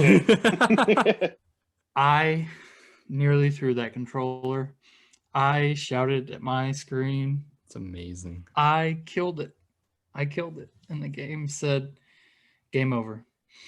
And then I had to do it again. So I ended up having to turn my volume off to play that part because I needed to focus. And I did not want to do that again. And I did not want that to happen again. And I made it through that fight with at least 2 rations when I did it again after that. Nice. But it just infuriated me beyond measure that I killed it and then it killed me and I didn't know what to do other than be angry. You should play more Dark Souls. That's just how it be sometimes. I'm going to let you know that this is a plug. That Dark Souls playthrough is going great. And I actually have more fun playing that Dark Souls bosses and those fights than I do with these boss fights in Metal Gear Solid because these are newer games and I'm used to them. This game, I'm not used to it. I'm not used to these mechanics. And that's ultimately is what was my downfall. Also because Dark Souls is just one of the best ongoing series. But maybe not ongoing anymore, but the Souls like by FromSoft are really good. Just in general. I'm going to let you know that I've never wanted to throw a controller while playing Dark Souls. This playthrough anyway. I can't speak about any other playthroughs. Oh, I have. It's okay. But I've never wanted to throw a controller at this point, and I would like to think I'm pretty far in at this point. So. Nice. Hit me up when you're at Nameless King. Well, I just finished the Crystal Sage, and I'm doing the areas after that. So everybody, welcome to a Backlog crew for Dark Souls 3. Up next, we're going to talk about. Anyway, we're going to talk about what happens after you defeat Metal Gear Rex. Everything blows up, and then Ryder, I'm really curious if yours is different at this point because for us, Liquid is still shirtless. He has removed Solid Snake's shirt while he was unconscious, so they're both shirtless, standing on top of a ruins, breaking down Metal Gear Rex. And then for us, Meryl is unconscious in the background with a bomb. Same for me, actually. She was alive. She has a bomb and a timer strapped to her. Same. It's atomic bomb that's going to go off when her heart stops. So, and Which is this line was exactly in 3 mine. minutes. Yeah, I know. That restarts at 3 minutes. Yeah, it does. I would have lost if it wasn't for that extra 30 seconds. That was just such a weird thing that because they're like, sorry, we're all over the place, You're good. but they're like, 3 minutes. Yeah, they're like, you have 3 minutes until this bomb explodes, and a cutscene is still happening for a full 30 seconds. It uses up 1/6 of your time, and you're like, this is ridiculous. I'm going to lose my mind. And then the cutscene ends and the fight starts, and the timer just resets. And it's like, why was the timer on the screen ticking down? If it's just, or why didn't it start at 3 minutes and 30 seconds? I don't understand. So on mine, it didn't restart until I died. Mine didn't either. Not until when I died, it restarted to 3. Oh, it just gave you extra. Maybe that's what happened. I didn't notice if it did. But so when the cutscene ended, it was at like 2:30 or like 2:31 or something, and I was like, just stupid, but I understand why. It's like, oh, you're bad at the game, so here's more time. Yeah, pretty much. So on mine, whenever I was in that cutscene right before the actual showdown, my snake asked, Meryl, is she alive? And Liquid says, yes. Well, at least she was a few hours ago. Yeah. So, okay, she said that as well. It's the exact same thing. So that doesn't change, but this fight, what did we think about this fight? You have the greatest shirtless fist fight. No, I initially hated it. It didn't feel good. It felt like the Gray Fox boss fight, but worse because you didn't have much room and there was less variety. But I think I lost. John, we can. Either I'm lost or they're both lost. John, you're just gonna stop talking. It's fine. We're just gonna keep going. It's gonna be okay. John can fix this in post. He's editing. But yeah, the fisticuffs just happens, and at first I'm just like mashing punch as hard as I can, and just getting destroyed. But then I realized there's actually like some strategy to it. Like there's actually some like counter striking going on. There's, you punch him and then you move out of the way and then dodge and then punch him again. It's the kind of thing that nowadays would be fine because you would have like an evade button, but there wasn't an evade button, so it was just kind of clunky. But how did you guys feel? I had a reaction to this one in a similar way John had a reaction to Metal Gear Rex. I lost quite a few times. My second time, I counted that as a win because I killed him. His health hit 0. Yep. And he was falling off the ledge. No, he was falling off the ledge. Like his health was completely gone. He was snap, and it cut off because the timer hit 0. And I thought, is this the cutscene? And it went black, and I was like, it's a cutscene. And then it goes, dun, dun, dun, dun, dun, dun, dun, dun. And then the game over screen was there, and I wanted to punch my screen again because I technically won at that time. And then I did like the same fight, I think 7 times after that, literally 7 times, and didn't get anywhere close until the 8th time I ended up winning. And it was fine after that. But that second time I was so frustrated because I got his health all the way down just as the timer hit 0, and it's whatever. You gotta be like your boy who got it with the timer with 6 seconds left, just enough time for them to have a long conversation about how they feel about each other. I know. So the last time it was like 4 seconds left whenever I won, and I was like, this still isn't enough time, but it's fine. Well, as soon as you like wake her up, she's like revitalized just because she sees the person she loves. I think that's how that works. Okay. There's literally no other answer for why she would just stop dying. For us anyway. So yeah, here's where it doesn't make sense for mine so I'll let you guys talk about yours in a bit because you'll have more to talk about. So Snake, Liquid Snake, that is, falls and does his snake all the way down, and I go over Arnold and Schwarzenegger. yeah, exactly. So I go over to Meryl and I like cradle her, like, Meryl, and I'm like, no, Meryl. And he realizes she's dead, and he ends up doing one last like Meryl into the air, and then he starts this short monologue, and it's kind of funny because he's like, not funny in the context of the game, but funny for me because he was like, I gave in to my fear, and I was like, no. He's like, I gave in to the pain, and I was like, yes. And like speaking more from my perspective, or like no, I did not give up for this or that. No, I gave up because I didn't want to mash the freaking button. But it ends up going on a little bit further. And Go ahead. So Snake is sitting there, and he's cradling her, and he's looking at her just so endearingly. And Otacon shows up, and he's like, just watching, and he's like, she's gone, Snake. There's nothing that you can do. And he's like almost reassuring, and then Snake says, Meryl, can you forgive me?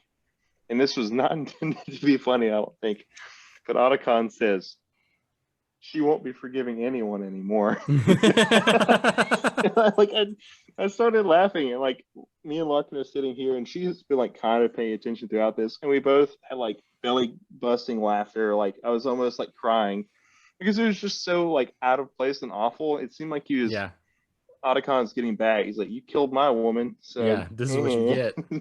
But the scene was kind of killed after that, and I couldn't really pay attention. But turns out Meryl was actually dead by the time I got to her, which is just, I don't know the explanation there. Maybe I'm going to say Liquid Snake just had a 3-minute timer on it. But it doesn't really make sense because if her heart stopped regardless on my game. So I don't know about that unless you're just assuming Snake gets over and just hits a button and turns it off screen. And then I think that might be the best explanation for both sides of it. So, I mean, if that's what happens, the rest of your ending is probably completely different. So why don't you go ahead and talk about what happens next, and me and John can talk about our ending. So after this, me and Otacon, Hal, have a conversation about, kind of death, love, finding our place in like the world after this. And he talks about his name, his backstory a little bit more, the fact that his dad was born on the day that Hiroshima was bombed, and the fact that his granddad worked on the bomb itself. He talks about that earlier in the game, but he gives another scene with Snake. It's really interesting scene, and talks about how much he feels for Naomi Hunter and stuff, because she didn't even have that. As much as he hates his family history, at least he has that. Yeah. So that was all really cool. You end up attempting to leave, and as you're leaving the area, you end up getting stopped by a couple of guards. You end up on like on a Jeep? Jeep chase. Cool. Yeah, okay. And Otacon is driving you. Wait, Otacon is like there in person? Mm-hmm. Oh, I assumed it was a codec call. He's the getaway driver. Okay. Yeah, he shows up after she dies, and like we have this conversation. Okay, we're good. And what? No, we'll get to it. Go ahead. But he ends up driving us out of there. You end up having I guess another mini boss fight against Liquid Snake on the Jeep. You're shooting at each other. Did you know that you could go to first person on that boss fight? Yes, it made everything so much easier. It did. I tried doing it to realize that. It was it was awful until I figured that out. Mm-hmm.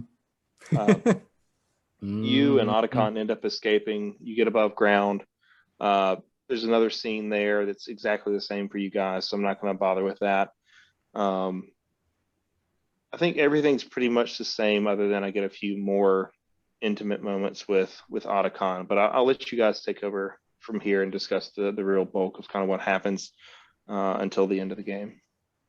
So, John, feel free to chime in here. But for our ending, we get to Meryl, and she's alive. And then she's like, oh my gosh, Snake, I survived the torture and things worse than torture, all because I wanted, like, you inspired me, and I wanted to be like you. And now we're like back, and we've gotten through this. But then, they get a phone call that the Secretary of Defense has been a bad guy this whole time and is going to drop a nuke on the island. That was the same for you, Ryder? Yeah. So they're like, we got to get out of here, but not before they share several like intimate moments, including Snake. Of course.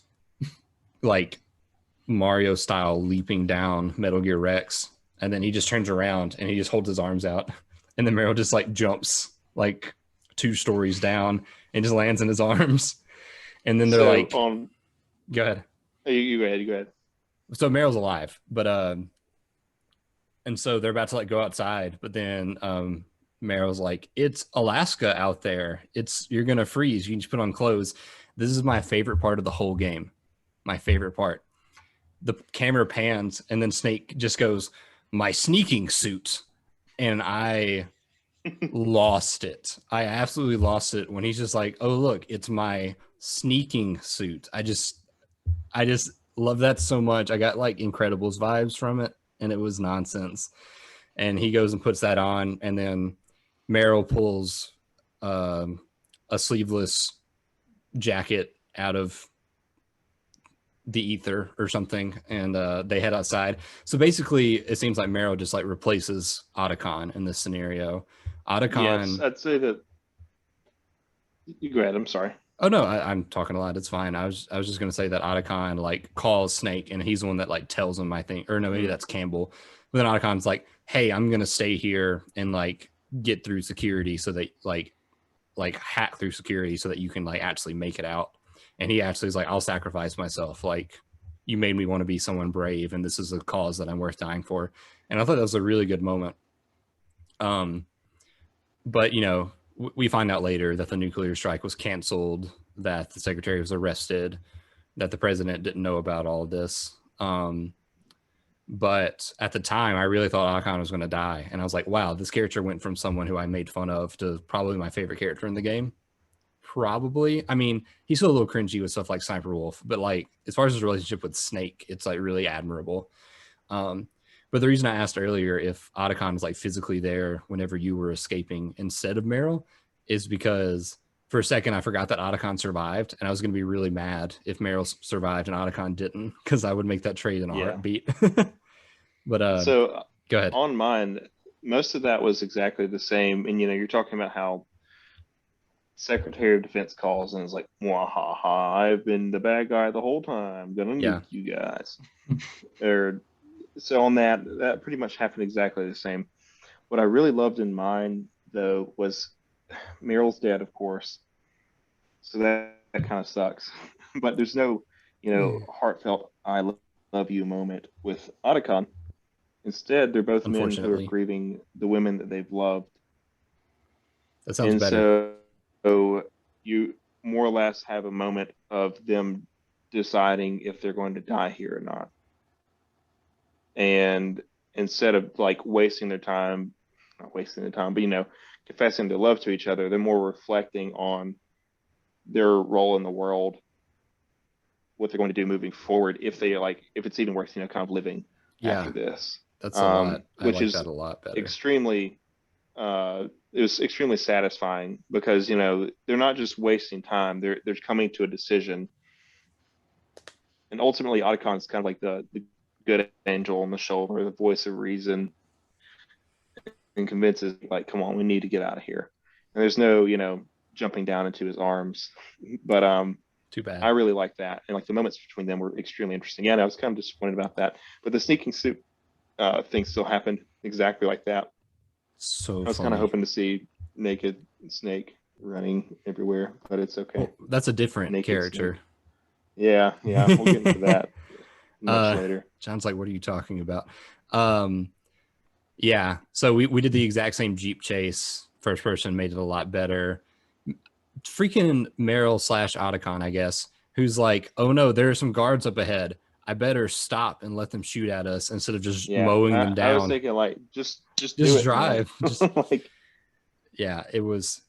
The first one was like, okay, there's like explosive barrels that you can't drive through, but then the second one was literally just like toll roads that she drives through anyway, and I was like, Meryl, go. But you get outside, there's a crash. They're both like, both their Jeeps flip over, both theirs and the one Liquid is in. You can't see Liquid, and Snake's like, where is Liquid? And then I assume both Otacon and Meryl say, I don't know. And then it just pans back to the Snake, and he's like, Liquid is dead. And then immediately Liquid like turns the corner. It's like, why are you assuming that he's dead when you like physically just confess to not being able to see him? But then Liquid ends up dying anyway from the fox die. So that's the end Very of him. conveniently right at the end. And then, correct me if I'm wrong, if they explain this, but then magically they're not stuck underneath the Jeep anymore, right? Did they? They crawl out. Because he dies and they just crawl out like they weren't stuck 2 seconds ago. Okay, cool. Yeah. Glad I didn't miss some sort of anti-gravity technology Snake had in his boots or something like that. That would be. It was the sneaky suit. It was the sneaking suit. Yeah. Thank goodness he had the sneaking suit. Suit. Sneaking snoot. But anyway, that's when we find out that the call has been canceled. The Secretary of Defense has been arrested. Campbell actually hasn't been a terrible person this whole time. He's been a good guy, but he was essentially blackmailed because they sent Meryl to the island and were basically like, hey, either you cooperate or she dies. So I thought that was really cool because I really liked Campbell, and I really, obviously shades of gray in his character, but he wasn't just objectively a bad person, which I liked. Yeah. Now, I'm curious if you guys got this part, because this was the most egregious sin in the entire game for me. So my Meryl died, of course, and Snake is like, Colonel, I'm sorry about Meryl, but he's like, I know, it sucks. I'm sad. But he ends up saying essentially the same thing, like he was putting, arm bar. He didn't have a choice. That's why I went along with everything, because she was sent here. And then he ends up saying that Meryl was actually my daughter. Whoa, no, we Did didn't you get guys that. not get this? I didn't get that. No? Spoilers for future games. Whoops. No, you're good. But, I mean, that's in this So game. It's okay to say that. I got a cutscene with him where he actually explains that, and I was like, it's funny because my brain didn't even consider this as a possibility. I was like, you like have a kid with your sister? And then he was like, my brother died, blah blah blah. My sister-in-law died, blah blah blah, and the woman that she knew as her mother is my sister-in-law. And I was like, oh, so you like had an affair with your brother's wife, and So that's it how is his niece, but also his daughter, because it's his sister-in-law's kid. adopted niece, biological daughter. Is he from Mississippi? No, Alabama. Like we are? Nah, man, we gotta own from. it too. We gotta own it too. But that happened in mine, and that was the most egregious sin, like I said, where I was just kind of like, oh, okay. Yeah. So it wasn't enough to do the rest of it, but I'm almost forgiving of it because, like I said earlier, like a big theme in this is like parentage and finding where you fit into this, and like how your ancestry is important to your identity as a person, whether you don't have it or you do have it, and that's kind of where that comes in again. It's another example of it's a father, a non-traditional father for this woman. And going back earlier, this is something I was going to discuss in the last video, but I ended up not touching on it for fear of spoilers. Yeah, go ahead. But it's pretty much addressed directly. At least I hope it was in your version as well. But Liquid Snake and Solid Snake being brothers. Oh yeah, we just glossed over that. That's a huge detail, and I didn't want to bring it up at the time. But so they're brothers, and I'll let you guys talk about that a little bit since you guys don't really know much about the series. Liquid explains. John, you can take this away from me if you want to. It's fine. No, it's fine. Go ahead. So Liquid explains that they were both made from the cells of Big Boss, along with like 6 or something other like candidates, and they were all like basically experimented on them in the wounds so that Liquid would have only recessive genes and Snake would have only dominant genes, and that all the others would like were aborted basically. And so that's why Liquid hates Snake, is because he was like, I was designed from birth to, or like before birth, to be inferior to you in every way. And I'm gonna like, you know, prove you wrong. I'm gonna prove Big Boss wrong and everybody wrong. And like take what's mine, I guess. So yeah, they do talk about how they're like actually brothers. I guess technically genetically like identical, or not identical, but similar, like very similar, because they're both just from Big Boss's DNA. Yeah, They're like twins. Yeah, twin snakes. they're both Yeah, clones, exactly. but not in the traditional sense, because Solid Snake is like a true clone, Mhm. and then Liquid Snake is like a modified clone. Yeah.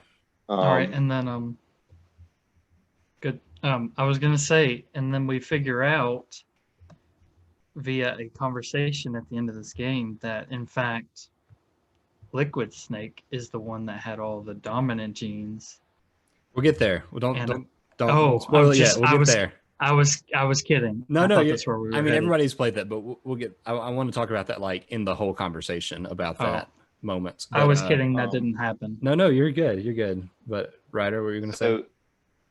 So just keeping on this thread, because in that same conversation where he discusses, it's right before he ends up boarding Metal Gear Rex. Yeah, he's telling all this, and it's exposition for us, but also kind of confirming some beliefs, some ideas that Snake had, or questions, I guess.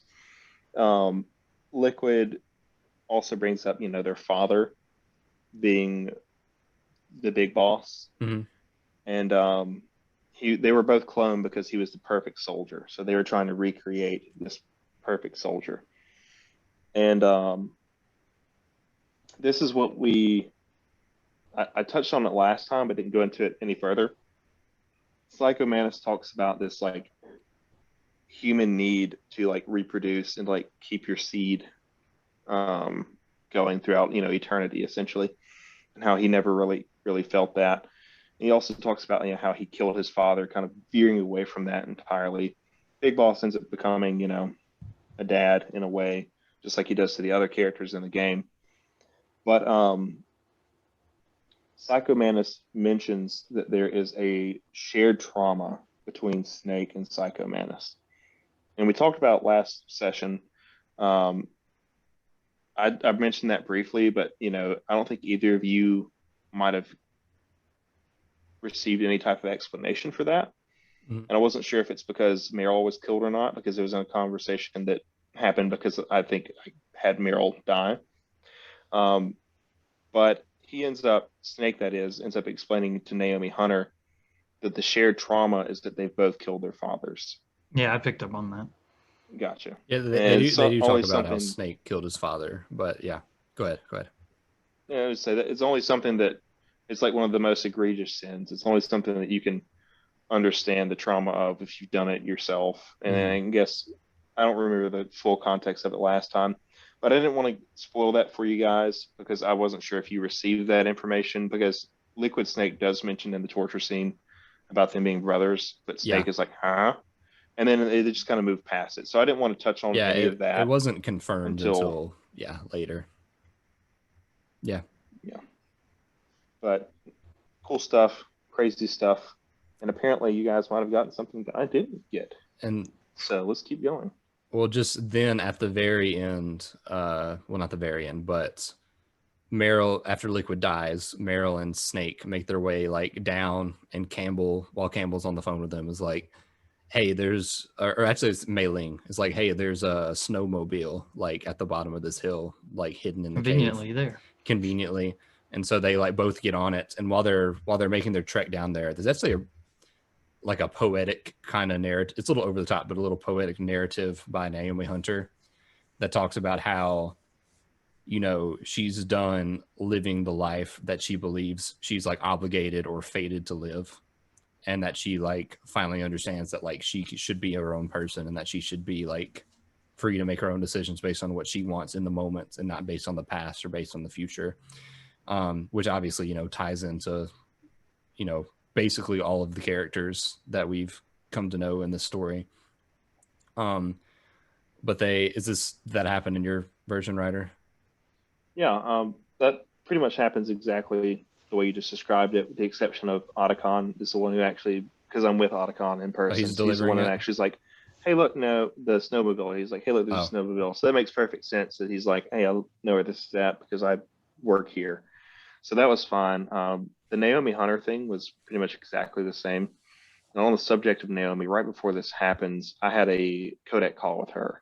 Oh yeah. I'm not sure if you guys had this. Where she This is go ahead. Yeah, it's probably the same. let's say this is the only reason, not the only reason, but one of the biggest redeeming factors for the whole Frank Yeager, Gray Fox killed Naomi's parents and then adopted her thing. This is where it really comes full circle for me and is, you know, redeemed, because his dying wish, Gray Fox, Frank Yeager, is that Snake tell Naomi what actually happened, and that the reason why he adopted her is because of, you know, he murdered her parents. But then whenever he calls Naomi, he's like, hey, Frank is dead. And she's like, oh, I know. And he ends up telling her that his dying words were that, you know, he loved you.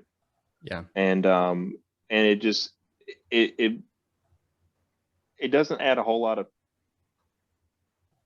well, hello there. It doesn't add a whole lot of depth for Frank necessarily, but for Snake, it really fleshes him out and gives him so much depth, because he's not a heartless, cold-blooded murderer. And that's something that Liquid Snake brings up earlier, is that you enjoy killing you because you're good at it. You know, that's what we're bred for. We're soldiers, and that's all we'll ever be. But then Snake, Solid Snake, kind of throws that in Liquid's face and is like, you know, of course he's dead at this point, but, you know, they ultimately do have feelings and can, you know, love and empathize. He rises I really above, like that scene, like his programming. Yeah, that was a cool scene that I forgot to mention, so thanks. John, correct me if I'm wrong, but after that Naomi Hunter narrative, they just get on the snowmobile and they're like, let's go live a new life together and like step away from all this. And then Meryl's like, where should we go, Snake? And then Snake just goes, the name's David. And I'm just like, excuse me? And then she's like, okay, Dave, where should we go? And I'm just like, excuse me? He just casually, did you know his name was David? I didn't. I thought it was very, very weird after calling him Snake this whole time.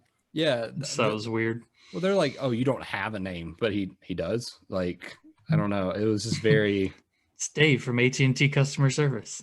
Ryder, do you know if that's like actually his name, or did he decide in that moment, like, I will no longer just be Snake, I'll have a name, David? Like, what happened? I think it was his actual name at birth. But I don't know, in the context of canon, I'm not sure if, you know, because David Hayter voices him, so I'm not sure if David Hayter just and Hideo Kojima were just like messing around and now it just became canon. But his name in canon is Dave, or David. Yeah. Interesting. And I had that same ish scene with Otacon, but it was honestly beautiful. It was so much better because they get on like the snowmobile and they're talking about, you know, what are they going to do? And Snake's like, yeah, I'm done being a soldier. I don't want to kill anymore. And Otacon is like, well, I'm done with science. And he says, I think I want to go into psychology now. And expresses, you know, how this has like changed his kind of view on the world, and science is too hard line for him, which is kind of weird because science is changing. Yeah. So, but that explanation is like science, it makes sense. Everything is true or not true, versus psychology is, you know, ever changing, and our understanding of the human mind is changing. I get what they're trying to get at, but it doesn't technically make sense. But anyways, I ignore that for the sake of like the conversation that was happening. Really nice moment. And then Otacon corrects him. He's like, my name's Hal, actually. And Snake is like, oh yeah, I almost forgot. Been calling you Otacon this whole time. I forgot. And then he like stops and turns around. He's like, my name's David. Nice to meet you, Hal. And it was like such a nice moment between the two of them. And then Snake laughs, says, Hal and Dave, should we go to Jupiter? Which is a reference to 2001: A Space Odyssey. And they both laugh at it together because it's a nice moment again of like showing they're human. Liberty, I guess. Exactly, showing they're human, because like, well, Hal is like this big time like nerd and whatnot, but Snake has been, I'm Snake, I'm gonna go kill people and save the world the whole time. And then at the very end, he's like, oh, actually, I'm kind of a nerd and I like 2001: A Space Odyssey, and we just bonded over that as friends. And like, again, that kind of shows him like throwing off, like, I'm not Snake anymore, like I'm David again. And I really liked that moment, and it was a beautiful moment as they kind of drive off into the sunrise. I think I like your ending better than our ending, like based on just like what you've told us. I might go like watch that to see what happens. I have a feeling that's not the canon ending, because I'm pretty sure that Meryl appears in like later games, but that's really interesting. Yeah. And then we get to credits. There's a really pretty song. Hideo Kojima's name appears in the credits 21 times. I counted. And then, John, do you want to talk about what happens? Talk about what? No, you can talk about it now. You're allowed to. No, I'm just kidding. All right, so we figure out that actually Snake, our character we've been playing, is actually supposed to be the weakest one, and Liquid Snake is supposed to be the strongest one and the most dominant. Who's telling us this? We hear Revolver Ocelot talking to a third one. And I can't remember his name. An initially unknown third party. Go ahead. Go ahead. I am great at creating suspense. Exactly. And so it's Revolver Ocelot telling us how he's very surprised that we won, and then I'll let you take it from there. Okay. So so just to repeat what John said, he talks about how Liquid Snake was actually the one that was created to be stronger. So it's interesting that it turned out the way it did. And then there's like pauses. Like, obviously this is a one-sided conversation between what Ocelot's saying, where someone's responding, and then he's like, no, sir. No one knows about you, the third brother, Solidus.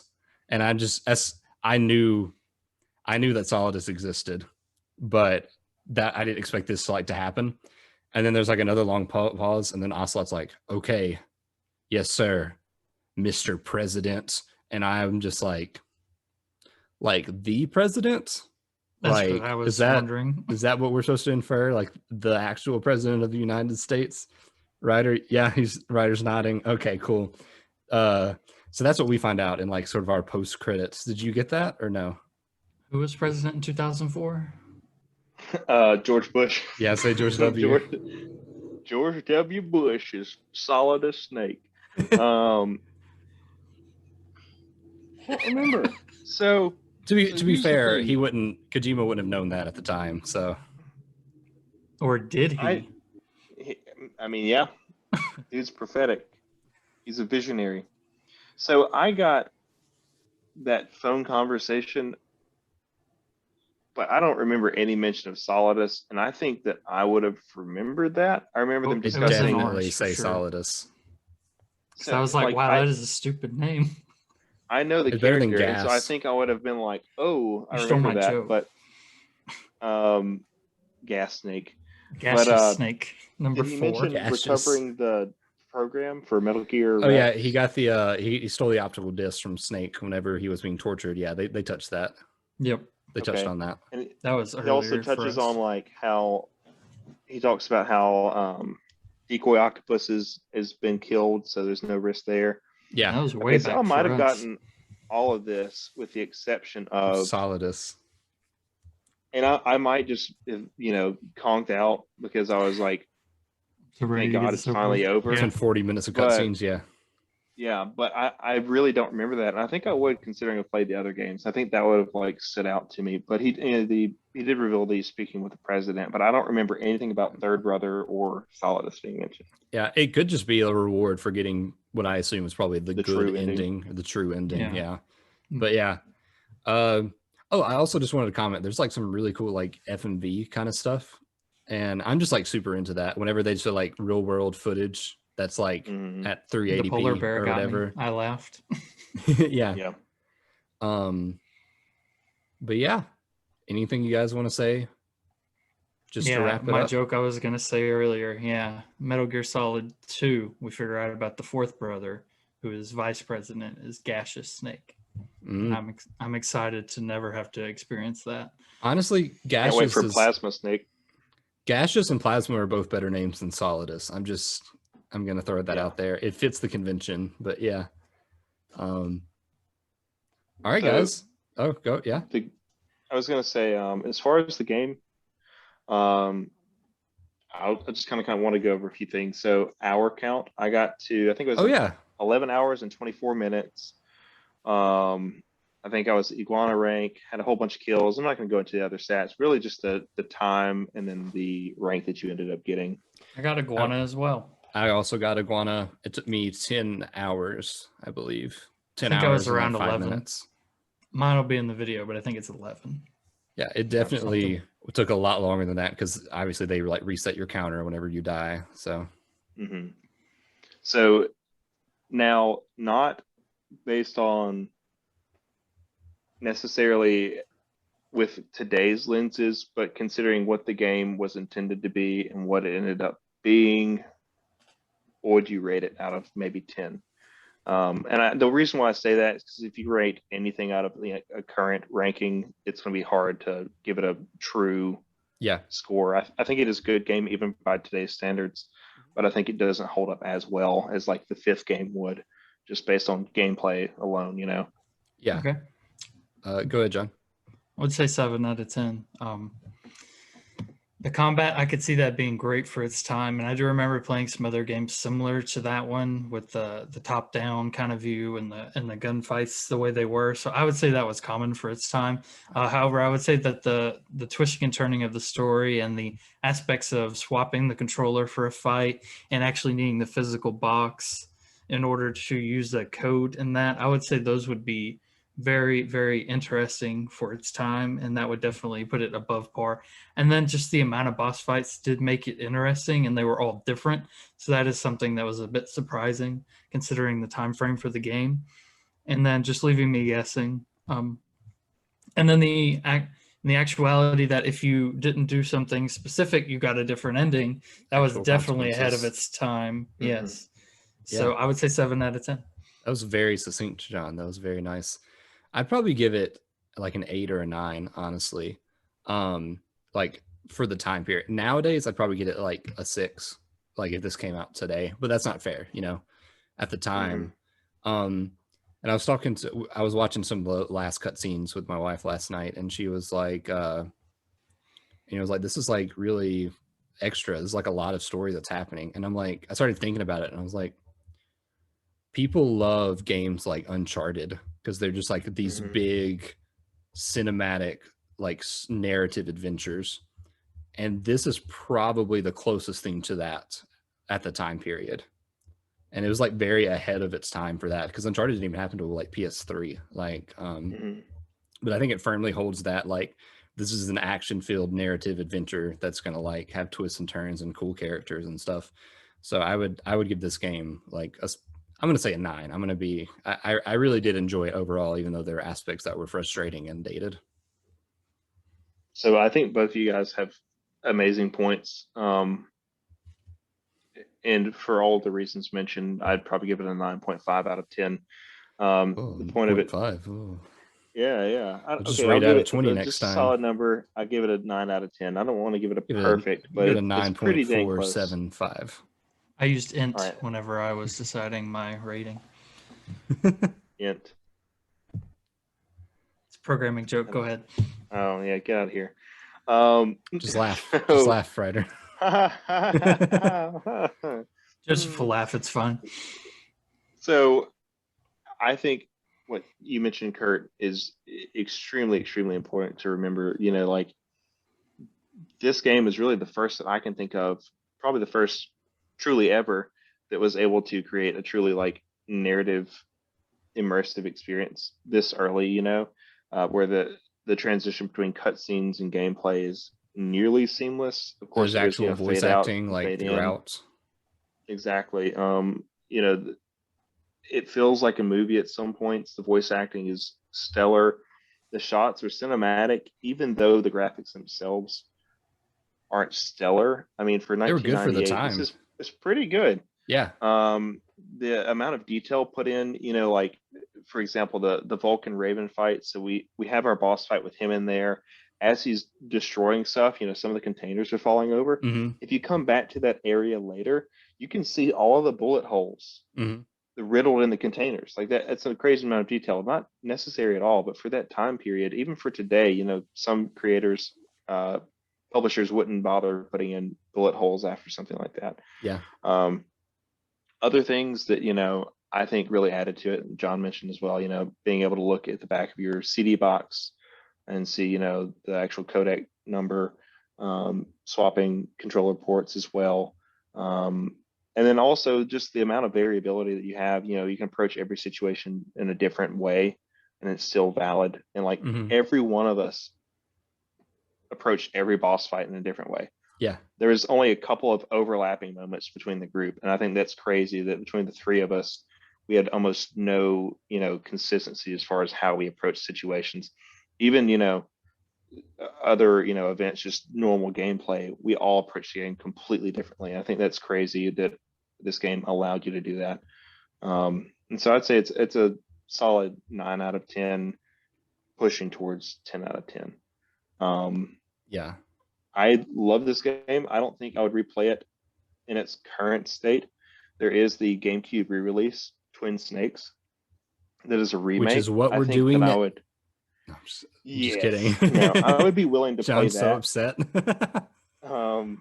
Graphically, it looks better. The voice acting is pretty much the same, but it adds in first-person elements. Shooting. So whenever you're shooting, yes. So the game becomes extremely easy, and apparently that takes out a lot of the fun from what I've heard. But if I want to replay it for the narrative, Yeah, I'll probably do that. So recommendations for anyone: if you want to play it in its original state, of course do this. It is difficult, but it's designed this way. If you just want the story to be able to play the other games, try to play it the GameCube version. It'll be much easier. I think there's quite a few quality of life changes that will just make you not want to tear your hair out. So I definitely go with that instead. Nice. Go ahead. That's been our Backlog Crew series on Metal Gear Solid for the PS1. For the next series, we're going to be moving away from the world of PS1 stealth action games into the world of PS2 stealth action games. And we're going to be playing Sly Cooper, insert subtitle here, the first one for PS2. And we're going to play through Ryder. You know where we're going to stop for the first part? Yeah, so this game, so you have the full title. It's Sly Cooper and the Thievius Raccoonus. There it is. That is the first game. This is on PlayStation 2. They also re-released the game on PlayStation 3 remaster. And it's available on PlayStation now, so you can either play it on PS4 or PC. So you have plenty of options to play it. We're going to be playing through about the midpoint of the game, which is called, I believe, Sunset Snake Eyes. So when you enter that location, chapters. Hold on, Ryder. Hold on, Ryder. So you want to finish Sunsets. John, you can fix this, right? I'm assuming he said we're going to finish Sunset. Hey, Ryder, you cut out. Eyes. Start over for the Sunset Snake Eye thing. Did I cut out? Okay. Yes. So yeah. We're going to be playing through the end of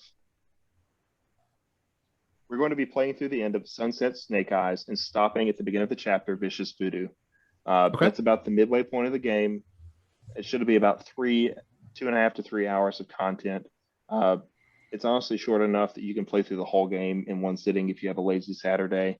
But just for the sake of our sanity, we're going to be breaking up into this 2 halves and then discussing the game in 2 separate episodes, ending with the end of Sunset Snake Eyes. I would like to point out that Raccoonus, Solidus, we're ending at Sunset Snake Eyes. I feel like this is a little too planned for the amount of planning Exactly. we didn't put into this. They were It's both fate. PlayStation exclusives, both stealth action games. So They probably happen in the same universe. We don't know. We'll find out. All right. I think we'll call it there, but thanks everybody for watching. And we hope you join us again next time. Bye. It's Snake in his furry suit.